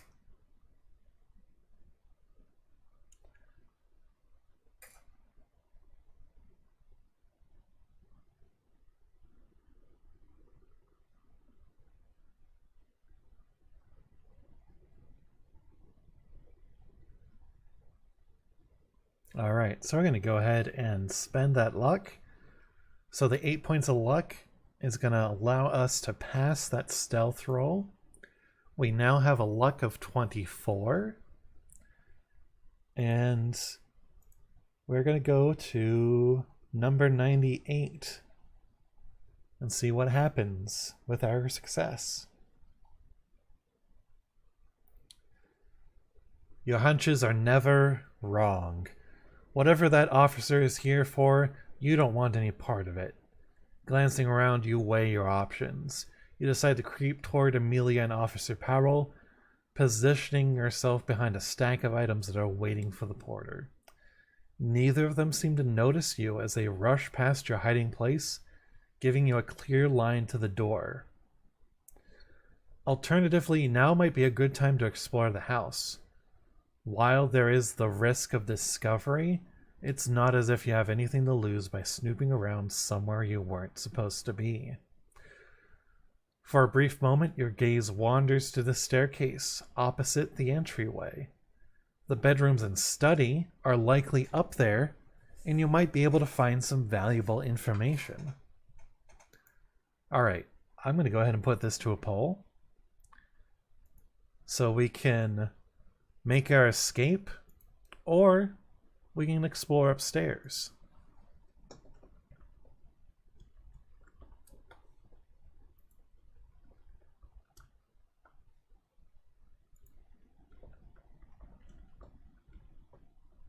I'm going to go ahead and make a poll for that. We'll give everybody 1 minute to vote in the poll.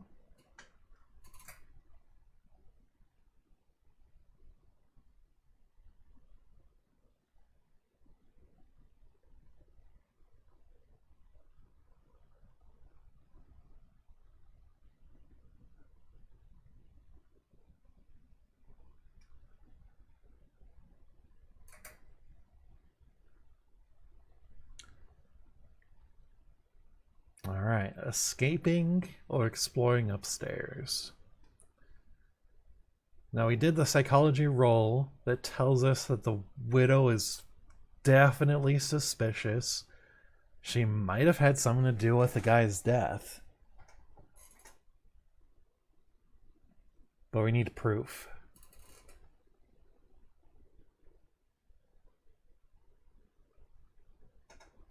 Alright, we're exploring upstairs. So 110. You turn your attention to the set of stairs opposite the entrance. You ascend the staircase and see 2 doors, one to either side of you. The door on your left is slightly ajar, and no doubt leads to the bedroom. By a process of elimination, the door to your right must lead to the study. It seems to be locked, and you don't have a key. With enough time, you might be able to get the door open, but it would probably be unwise to spend too long trying, since someone may come to investigate. Alright. So we have a few options. Well, we have 2. We can enter the bedroom, or we can try to pick the lock. If we fail the lock-picking roll, we can try to push it and try again. But if we fail a second time, there is going to be greater consequences.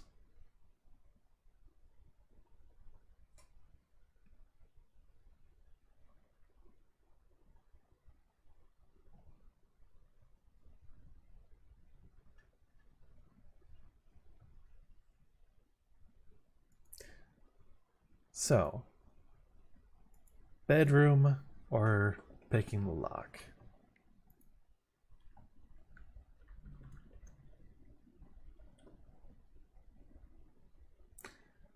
I say pick the lock.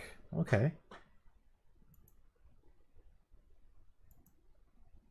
Hey, welcome back, Eve. So theft, yes, always. Alright, 2 votes for picking the lock. To kind of catch you up on everything, Eve, we are at Professor Harris's house. We passed a we spent luck on a psychology roll to on the widow, and she's definitely suspicious, without a doubt. Probably has something to do with his death because she's selling all of his stuff and isn't too torn up about it. And then we also spent luck on a stealth roll to stay hidden, and now we are upstairs and trying to kind of investigate. So we're going to pick the lock. We have a 50-50 shot, a skill of 50. So we're going to go ahead and make that roll. That is a success with a 30. So we're going to go to 108. And this is also a pretty large one. But I guess our professor here, our Dr. Eleanor, is also good with a lockpick. Actually, part of her backstory that came with this adventure is that she was part of a gang. So I think it's only natural that she knows her way around a lockpick. You reach into your pocket and produce the bobby pin that you carry on you for just such an occasion. You insert it into the lock and fumble with it for a few minutes. It sticks and strains, and for a few terrible seconds, you fear that it will break in the lock. And then the tumblers give, and the door clicks open. You push your way into the small study and find the room much as you expected. The door opens across from a window, which lets in a pale, greenish light of the mist.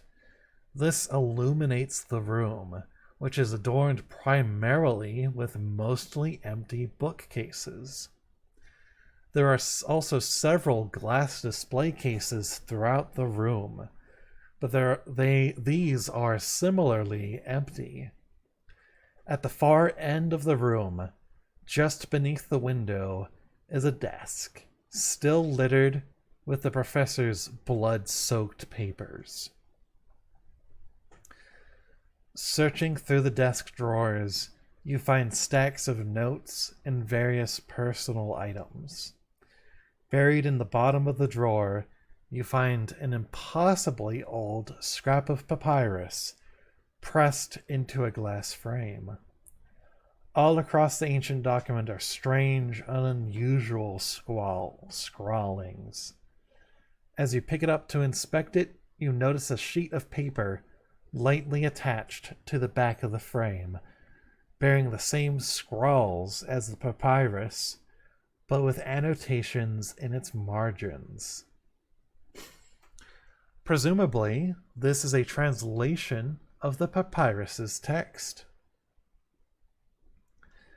As you read it over, you marvel at the impossibility of its content. The papyrus purports that to be written by a priest from an unknown city by the name of Alarnek. In this account, the priest records observations of an odd and ugly race of beings who once lived upon a lake in the forgotten land of Minar. The document goes into great detail about the fire rituals of these strange creatures and speaks of the haunting dances they would perform in the light of the flames beneath the gibbous moon, and always under the watchful gaze of a sea-green stone idol chiseled in the likeness of a great lizard. The priest's writings go on to mention rituals used to ward off the influence of that detestable creature. Rituals performed by humans. The text for the ritual in the annotation is untranslated and simply rendered in standard characters so that it reads Yahyar Nag Ligu Glu Niglu Glui Bokrag. The strange phrase sticks to your mind. You pause for a moment to consider the implications. You carefully detach the translation, fold it up, and put it in your pocket as evidence before exiting the study. All right. You have learned a ritual chant. So we're going to note it on our character sheet. When prompted, you may choose to use this chant. If you do so, go to 235. Okay. So, alright, so in the future, if we are prompted to use the chant, we'll go to that page. Give me just a moment to edit our sheet really quick.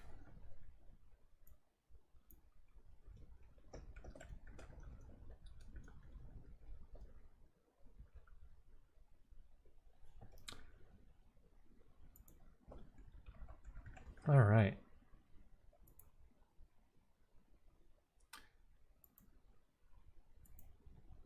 So, and then we go to 140. Chant acquired. Heck yeah.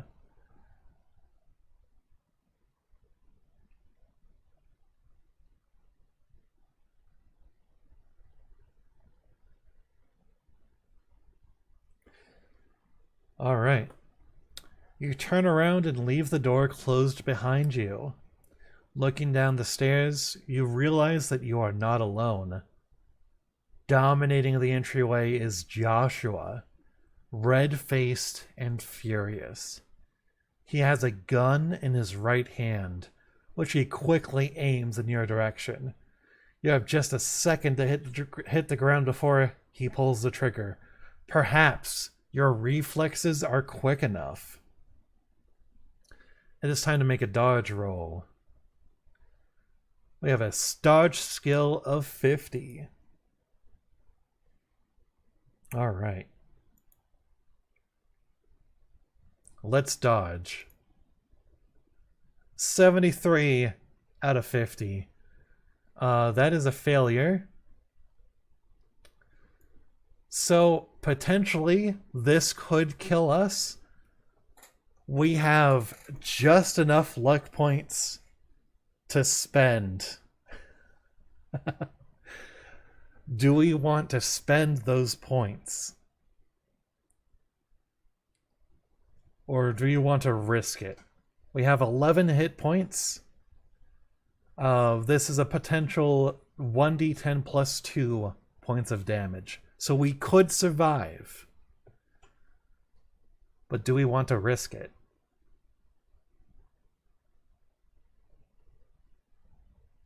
Bullets can't kill us.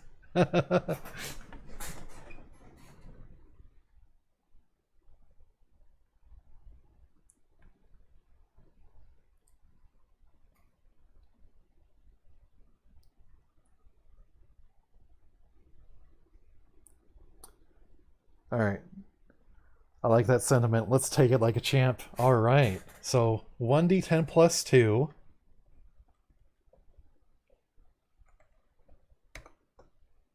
Six points of damage. Oof. Ouch. That is going to hurt. And I believe that is a major wound. Let's see. Alright, so let's go to 96. Let's see what happens first. Because I know there are... The rules of the game are slightly altered because this is a... supposed to be a solo scenario. But yeah, so... Joshua aims the gun at you and you freeze in shock. The weapon goes off in his hand and a bullet whizzes through the air, tearing open your left shoulder and throwing you back against the wall. You collapse in a heap, blood oozing from your wound. You know it isn't fatal, but that doesn't make the pain any less. As you struggle to fight through that pain, you find Joshua standing over you. The look on his face is one of pure rage. It is the last thing you see as you are clubbed into unconsciousness.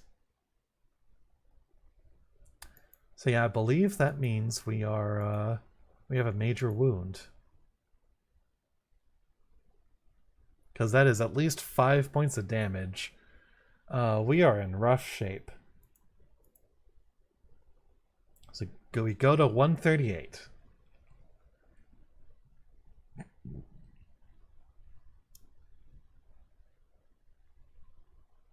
Oh good, he didn't finish us off. I was wondering how we were going to escape him finishing us off.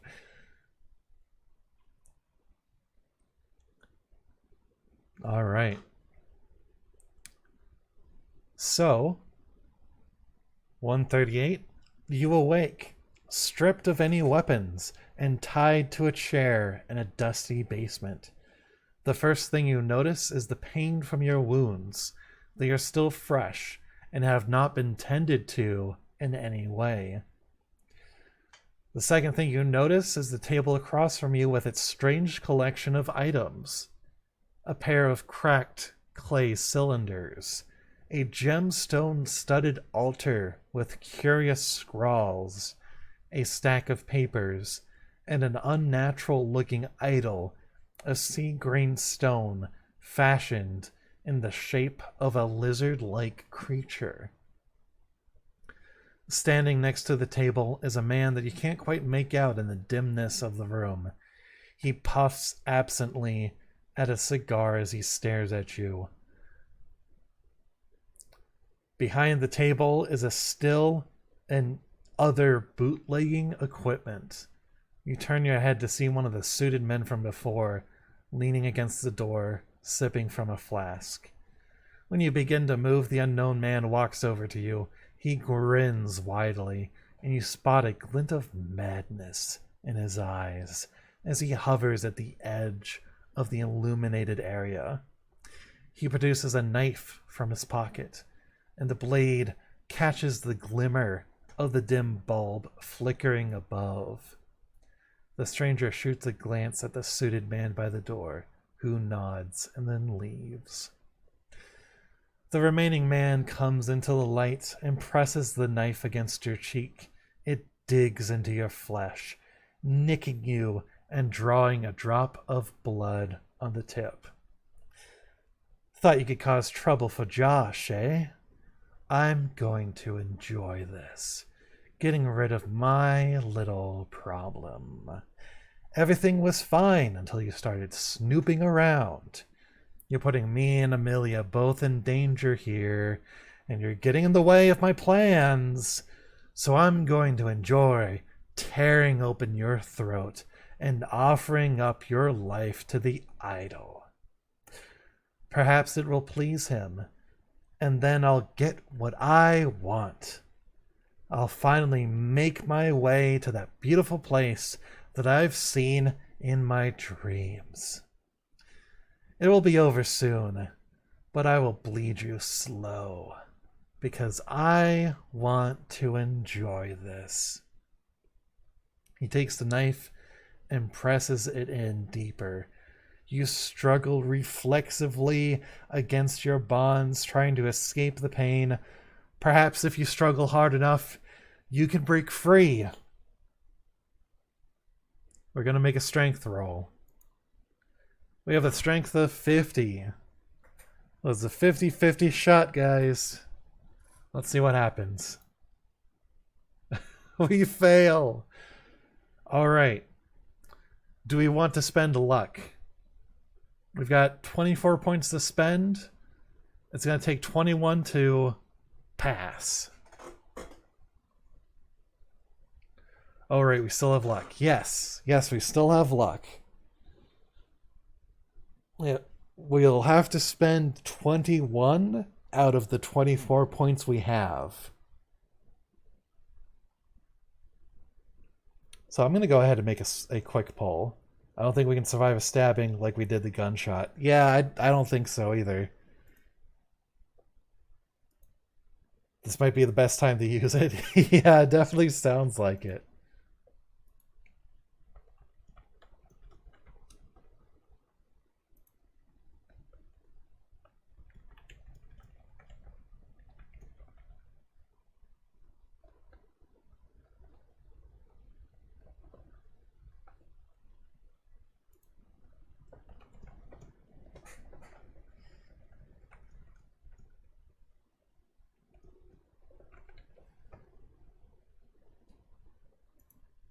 All right, I'm going to go ahead and do a quick poll.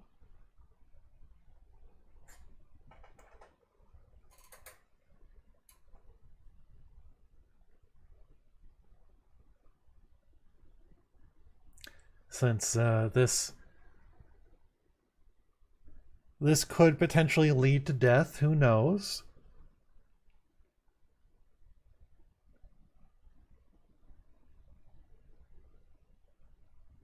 It sounds like you guys don't want to push our luck and go with the failure, so we're probably going to spend luck anyway.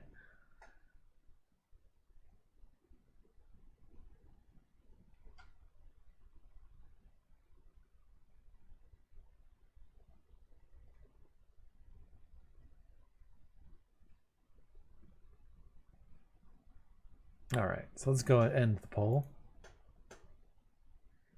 Alright, spend luck. Alright, spend luck it is. We now have 3 points of luck.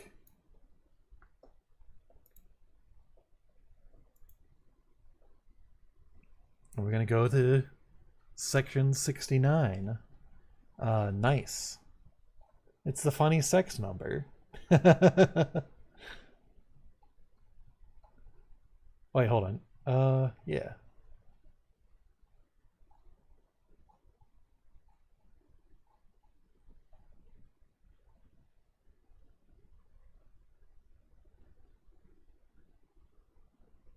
Oh wait, no wait, hold on.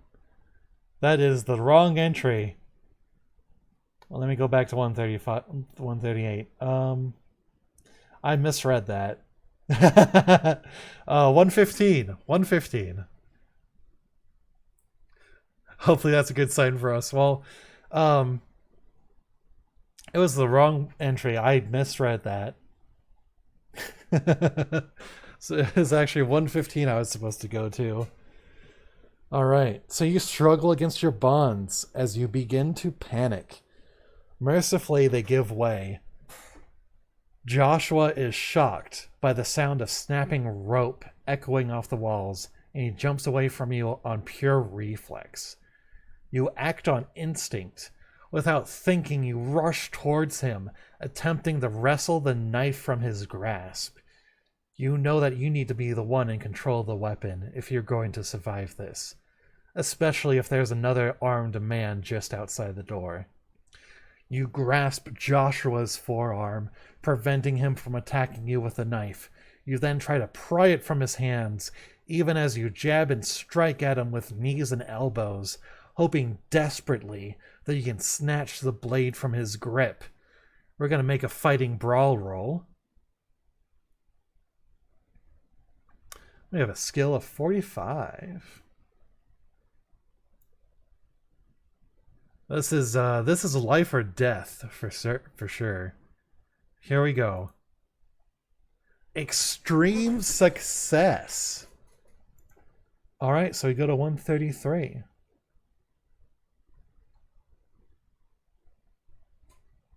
Holy cow. Yeah. Talk about edge of your seat excitement. Okay. You throw a punch at Joshua's face and send him stumbling backwards, stunned. You manage to rip the knife from his grasp as he regains his footing. You take the blade and swiftly plunge it into his chest. Joshua's face takes on a pained and shocked expression, as if offended that you dare to kill him. Still, he slumps to his knees. He looks up at you as he begins to die. His eyes glaze over and stare at you with a smoldering malevolence. Strange words pass his lips as the last of his life slips away. Bulkirk, run. Bulkink, Lguft. Aye. A last shuddering breath rattles his body as he slumps into a lifeless heap at your feet. You feel greatly disturbed by this, but you attempt to shake it off and move on. You survey the room. The table at the far end is covered in curious artifacts, as well as a large stack of papers. There is little else here save for the flickering bulb above you, the empty chair, and Joshua's dead body. You might consider leaving this place, as sitting in a dank basement with a fresh corpse is not an entirely pleasant experience. So now we get to make a sanity roll. I believe because we just killed somebody. And we also heard those weird words. So, our sanity is at 50. We're going to go ahead and roll. Alright, so that is a failure. So we are going to lose 1d3 points of sanity.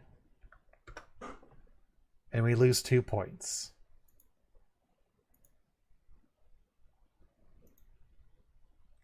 So, not a big worry, just the wear and tear of investigation.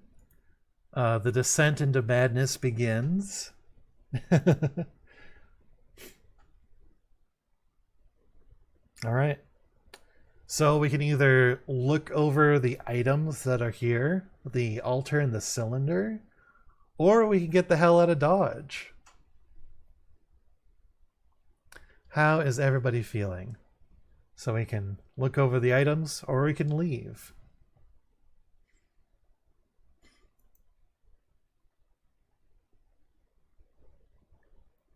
I say let's do a snoop snoop. All right. Any disagreement? Let's snoop. All right. So we're going to go ahead and do a snoopy snoop. Let's see. Let's go to 210 here.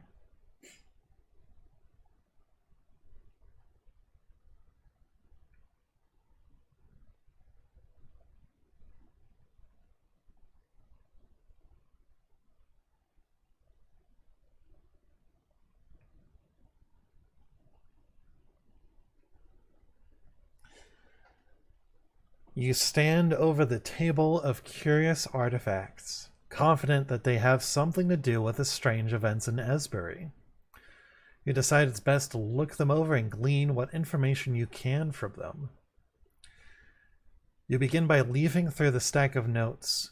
You realize they contain some of the same characters that are written on some of the ancient items. You may be able to use these notes to assist in any translation attempts you wish to make. There is also an empty sack on the table that was used to bring these relics here. You are free to load them back up and take them with you. Alright, so after examining each item, it will be added to your inventory, and you will be redirected back to this entry or given the option to proceed as appropriate. You should not select any option more than once. When you are ready, feel free to leave. So we have a few options here.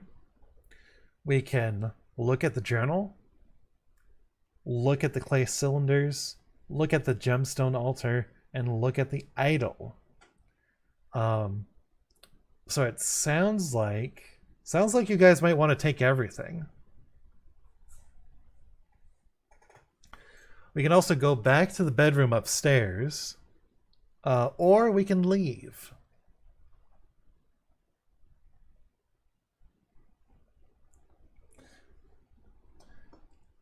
So I think I'm gonna condense all the examination ones and just say, we'll say that's just take everything. Yeah, I say just pack it all up. Okay, that sounds good.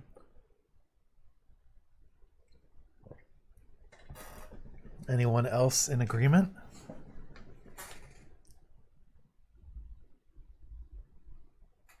Take it all, get the loot. All right. All right, so I'm just going to go through each entry. So we're going to start with the journal. I'm going to go to 240.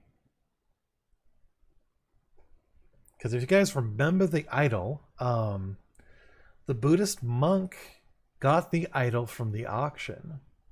So it seems curious that it's here now. Alright, so this is going to be a lot of reading. Looking through the book, you become deeply engrossed. And, oh wait, hold on. Oh wait, no, we have the journal. Hold on a second. We have the journal already, never mind.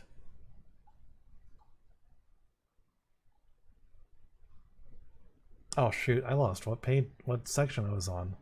Give me a second. It was 200 something, right?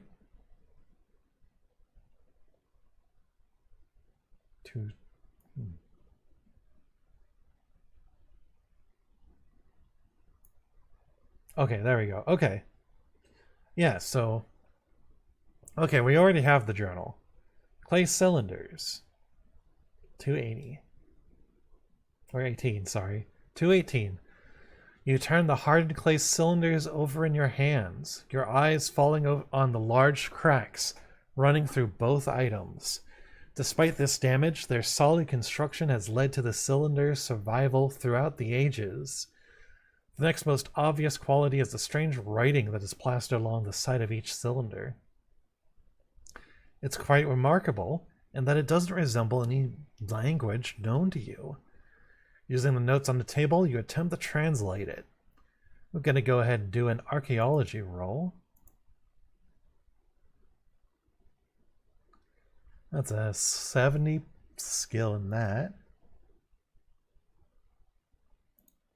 And that is a failure. However, we do have 3 points of luck left.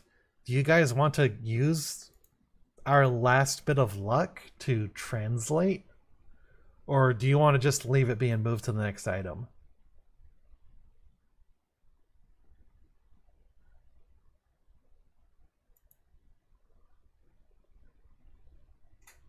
I'll give you all a moment to think it over. Let's say save it. Okay. Yeah, we'll probably get another chance to translate them down the road, so that is fair. I'm cool with saving. Alright. So we'll go back. Next is going to be the gemstone altar.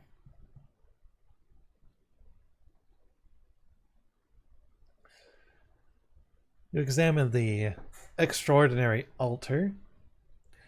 The most readily apparent features beyond its size are the many gemstones set into its surface. They are of a greenish yellow color and shine even in the half light of the room. You also notice strange lettering written in broad strokes along the object's sides. The symbols are smeared and sloppily done, suggesting they were written with some haste. What you had originally taken for paint is, upon closer examination, dried blood. While you cannot be certain, it would appear that this item has been involved in some tragedy. Using notes on the table, you may be able to piece together a translation of the text. We're going to make another archaeology roll. This one is a success. So we go to 178.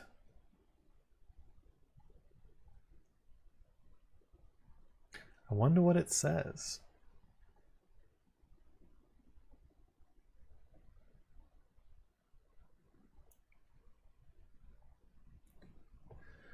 You fix your eyes first on the strange altar, and then on the stack of notes. Rifling through them, you are able to piece together the characters written in dried blood on the altar's side. Bakrug brings doom to Sarnath. As you look over the altar, you also notice smaller letters, this time written in ink, hidden just beneath the larger, bloody characters. The smaller text appears to be some sort of chant. Yach Yar, Nog, Niglua, Ah, Bokhug. The words stick in your mind. As you begin stuffing the religious object into your sack, you note a similar script on the other side of the altar, written in fresh blood. Most of the characters are the same, and you once again consult the notes to finish a translation. You decode the missing word to find the text now reads, Bokrug brings doom to Espery. Somewhat unnerved, you finish shoving the altar into your bag, knowing that it's evidence of some sort of cult practice or deranged religious belief. The thought does not sit well with you. We already have the chant, and now we go back to 210.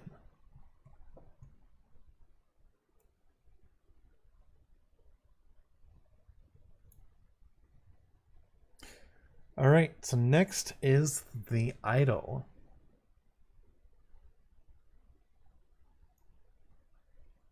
$195. You look the idol over. It's made of a sea green stone and chiseled in the likeness of a water lizard of some sort. The sculpture is grotesque and hideous, and the depiction of the lizard creature unnerves you. Still, the work is extremely well preserved and unquestionably ancient. You feel uncomfortable staring at the alien-looking thing for too long, so you stow it away in the sack, out of sight. Let me go back to 210. Alright. So we can check the bedroom upstairs, or we can leave the house. We've got our loot. It's stuffed into our sack. It is time to leave the basement. So we can go to the bedroom upstairs and continue investigating, or we can leave the house.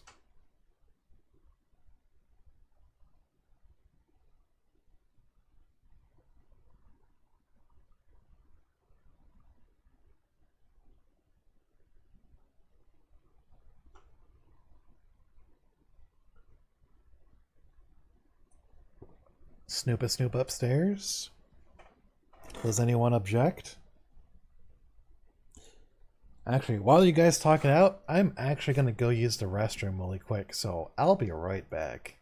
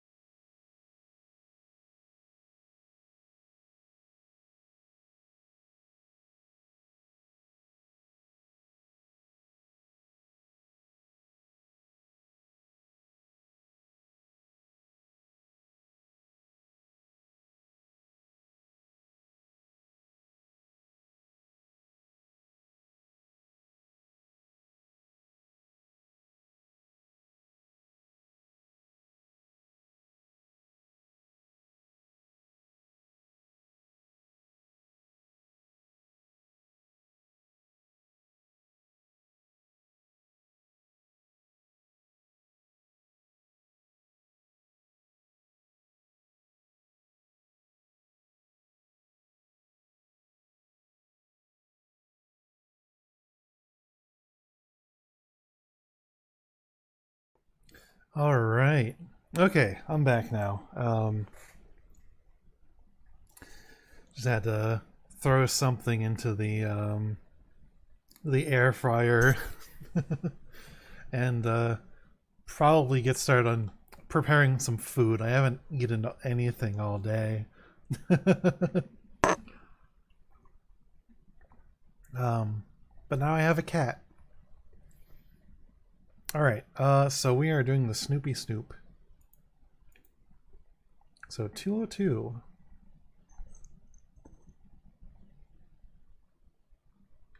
Yeah, it's Miko. The little stray that me and my fiance found as we were moving into this apartment. He's a sweet little guy. My other cat Zaya has caught pink eye like about 2 days ago, and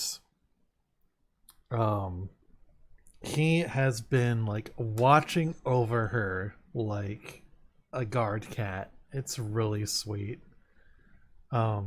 He's definitely the kind of cat that likes being around other cats, which kind of makes sense. He was part of a stray colony at the place we were staying at before we moved here. And while we were packing up the car, he just kind of walked up to us. That's what you took her to the vet for, yeah. Yeah, he's a good big brother. But yeah, we think she caught pink eye from him because he licks his butt a lot. And he's always trying to clean her.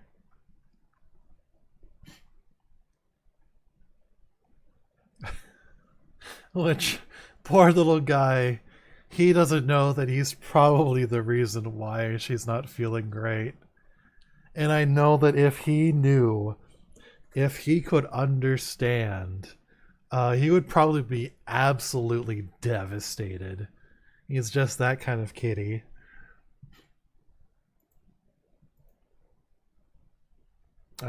Anyway, yeah. His heart is, yeah, his heart is in the right place. But he's a stinky little man.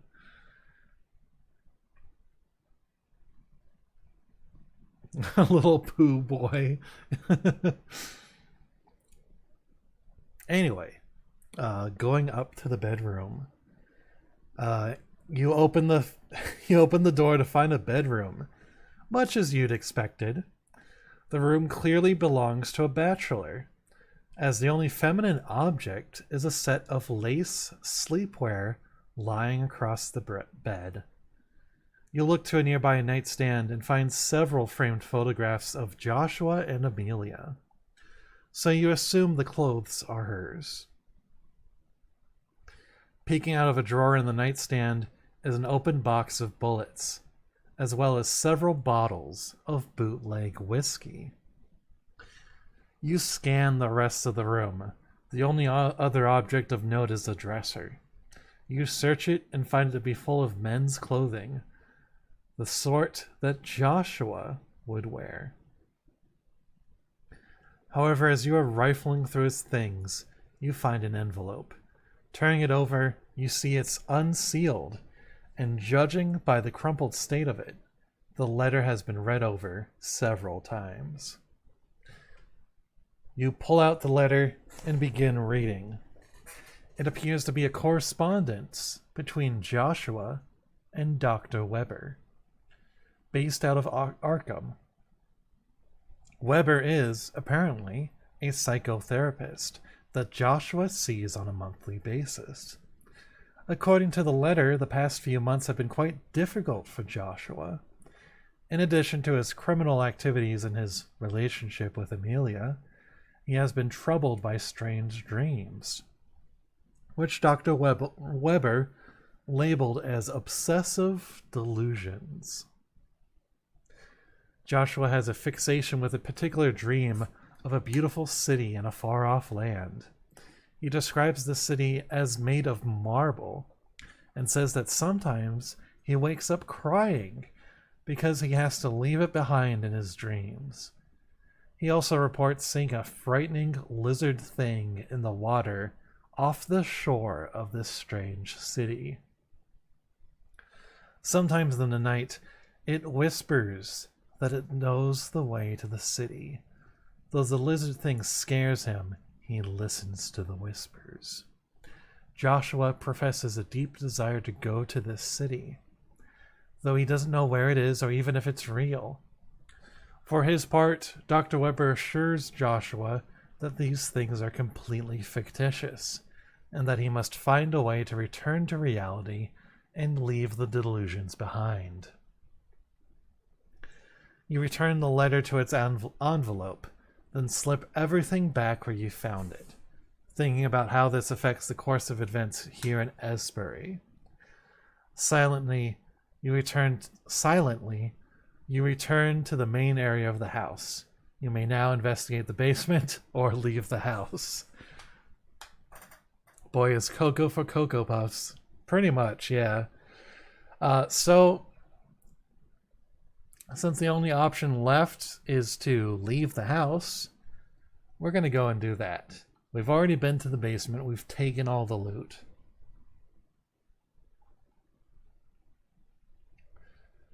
You decide that you've seen enough of Joshua's house and that you have no reason to linger here. You exit the building and close the door behind you.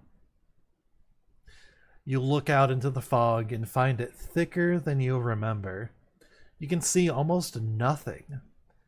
Compounding this problem is the darkness, which has completely fallen while you are inside. Armed with new knowledge, you feel prepared to confront what lies ahead of you. You take a few steps out into the street and are shocked to find the town's cobblestones are waterlogged. The lake's water level is rising, and Esbury is beginning to flood. Given earlier events, you suspect this may not be entirely natural.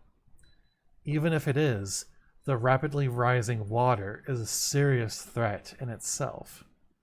You feel a twinge of fear, but overcome it and spur yourself into action. You know you must escape the flood, and that you must act quickly. If you know where to meet with Banyu, now is the time you may choose to do so. Unfortunately, we do not. So we have the option of searching for search for higher ground and hope to avoid the water, or we try to outrun the rising tide. So either outrun the tide or search for higher ground.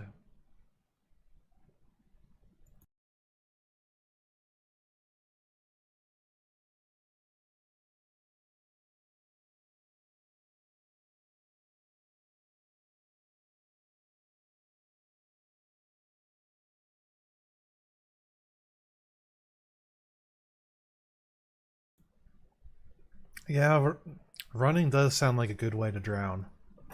Does anyone object to searching for higher ground?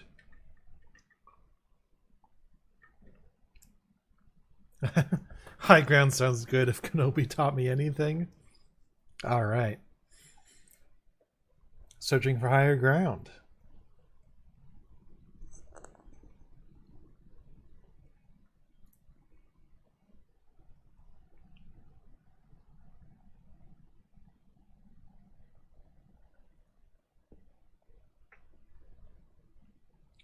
Or go underground. Unfortunately, going underground is not an option. But yeah, so you try to find somewhere you can wait out the flood. Somewhere at a high elevation that won't be consumed by the rising water. Thanks to the darkness and the fog, you won't be able to scan the town's skyline to look for such a place, and will, instead, have to rely on your memory. The only place close that comes to mind would be the nearby church. If the worst should happen, you could climb up into the bell tower to wait out the flood. You rush towards the house of worship. You see its solid gray stonework peeking out at you from the fog, providing a sense of comfort and security. You push open the church's large double doors and slip inside, quickly closing the doors behind you in hopes that they will at least buy you some time before the water seeps in. You rush to the stairs leading up to the bell tower and climb them as quickly as you can. You soon... oh, excuse me. You soon find yourself looking over Esbury. The town itself is shrouded in mist, but from this high vantage point, you can see over the fog to the lake beyond. Large, undulating waves break the surface of the normally placid waters, and the stars and gibbous moon are brightly reflected from the dark backdrop. Finding yourself in relative safety, you finally have a moment to pause and reflect. You take a deep breath, bowing your head in thought, or perhaps prayer. Your mind is in a whirl, but eventually a single thought breaks through, determining your course of action. So, we have a choice. We can choose to recite the ritual chant that we know, or we can see what other options that it gives us. It tells us to go to 150. So chant or other options.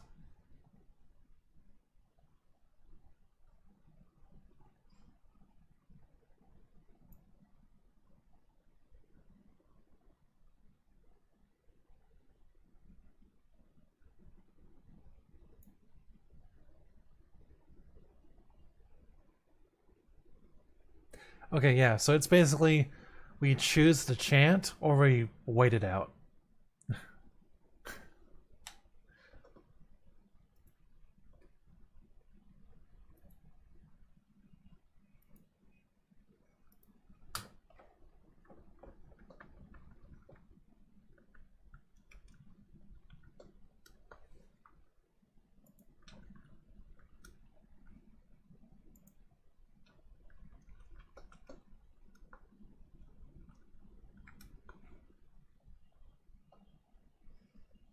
Chant might help or be really bad. Yeah.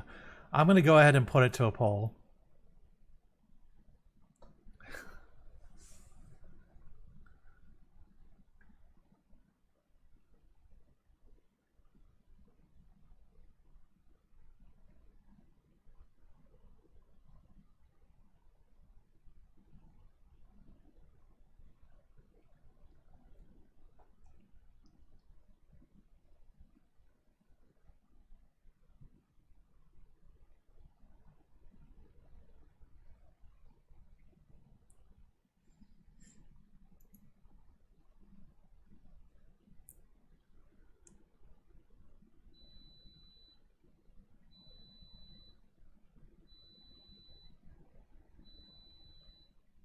All right, I'm going to go ahead and end the poll early.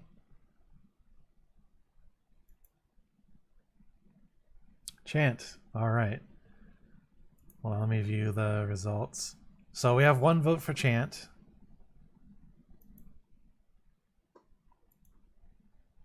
But you know what? We're going to chant. Let's see what happens.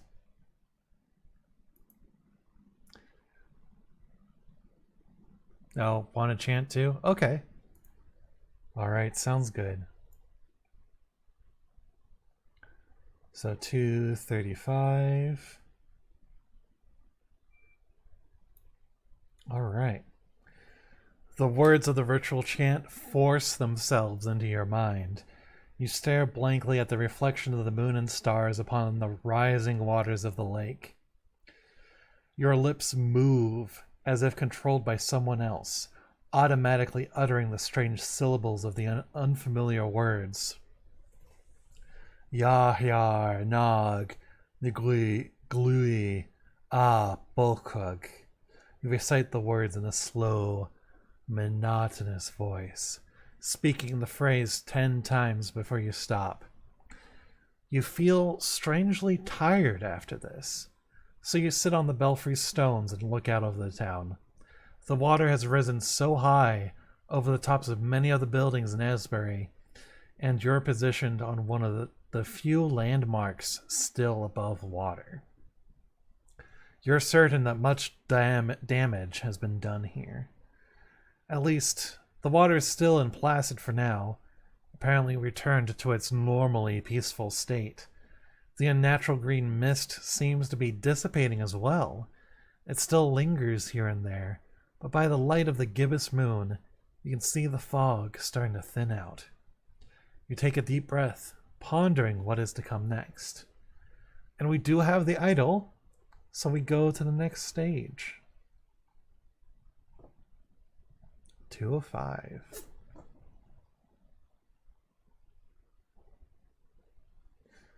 Exhaustion overtakes you. You lean back, close your eyes, and drift into a deep slumber. Your sleep is disturbed by strange and horrific dreams. You see a shining city of marble, onyx, and lustrous gems. You see this magnificent city in all its splendor, sitting next to a placid lake. And then, in an instant, it's gone as the water rises up to swallow it. The lizard thing of the idol, given life and power, surges up from the water. The being eyes you with malicious sentience as the waters swell and consume you. You exist in this state for what feels like an eternity, drifting through the sunken ruins alongside the horrible lizard thing. It eyes you closely, scrutinizing your every motion, but it never acts, merely watches you with checked malevolence. As you stare into its eyes, you begin to wish it would simply consume you, so you wouldn't have to be under its watchful gaze any longer. This becomes a maddening desire, and you find yourself willingly swimming towards the thing.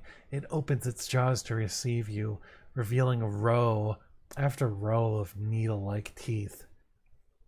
Just as you're about to offer yourself to the creature, you finally wake.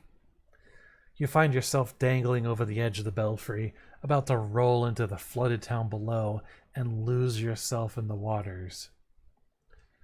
You quickly pull back toward the center of the platform for safety.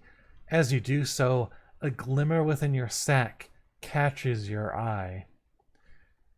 You reach inside to find the source and extract the sea green stone idol. It shimmers with a bluish white light of angry intensity. Looking at it pains your eyes. You consider throwing the damnable thing into the water below, but something stops you. A thought creeps into your mind, taking shape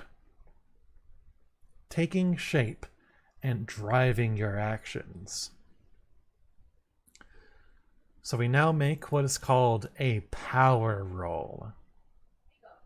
Something is trying to control us. We have a power of 50. So you have a 50-50 chance and 3 points of luck, just in case it goes wrong. So here we go. Let's make the roll. Failure. 63. We don't have enough luck to stop it now. So, 234.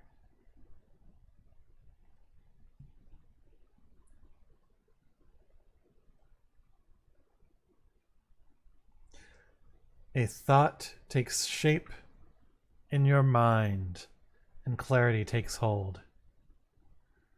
But the thought is not your own. You see visions of the strange reptilian beast, that detestable water lizard. You stare into its eyes, hypnotized as it hisses at you, beckoning you forward. You heed its call.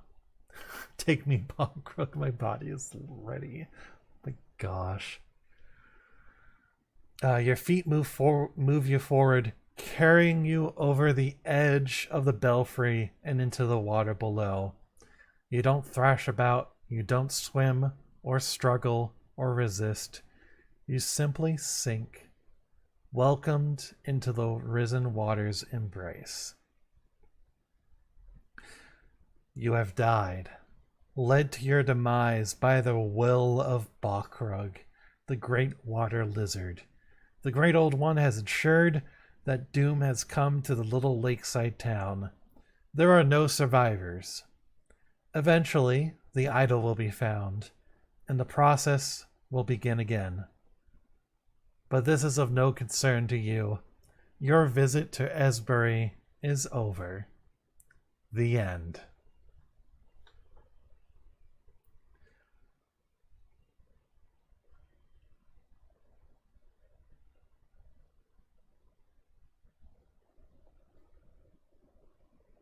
Well, there we go.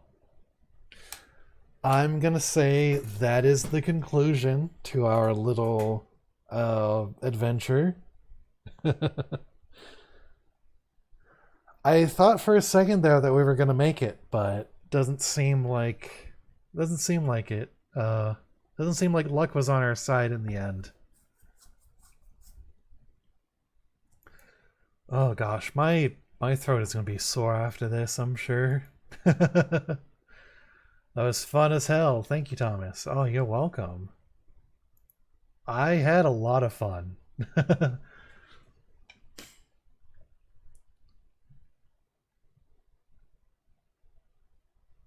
Yeah, I actually have I have a few more similar adventures like that. Yeah, I have at least two more little like solo adventures like that. So this is something I could do again. Um we'll probably save that for more milestones, whether that be like stream anniversaries or follower milestones. But that was a lot of fun, and I definitely want to do something like this again. I think it would be a blast. So I'm going to go ahead and switch scenes. And I'm going to go ahead and turn that music off. So there we go. I hope everybody had fun. Definitely sounds like it. And let's see.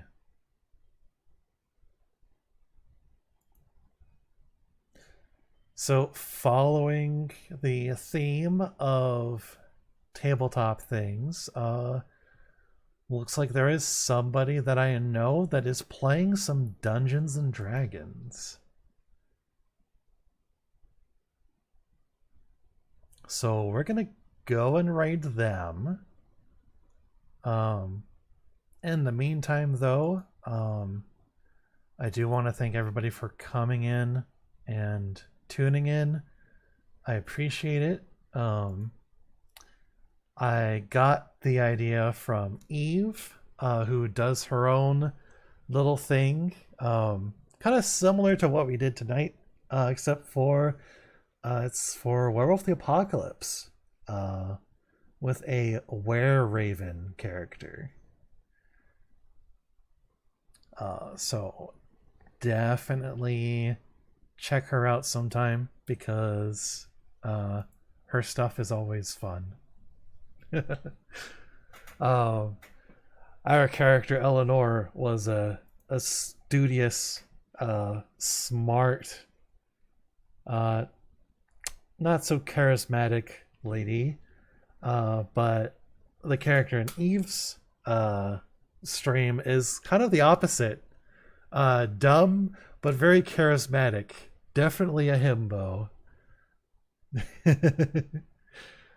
So we're gonna go ahead and raid Nightmare Nexus, who is playing some D&D, and I'm gonna call it a night and rest my voice and get some dinner.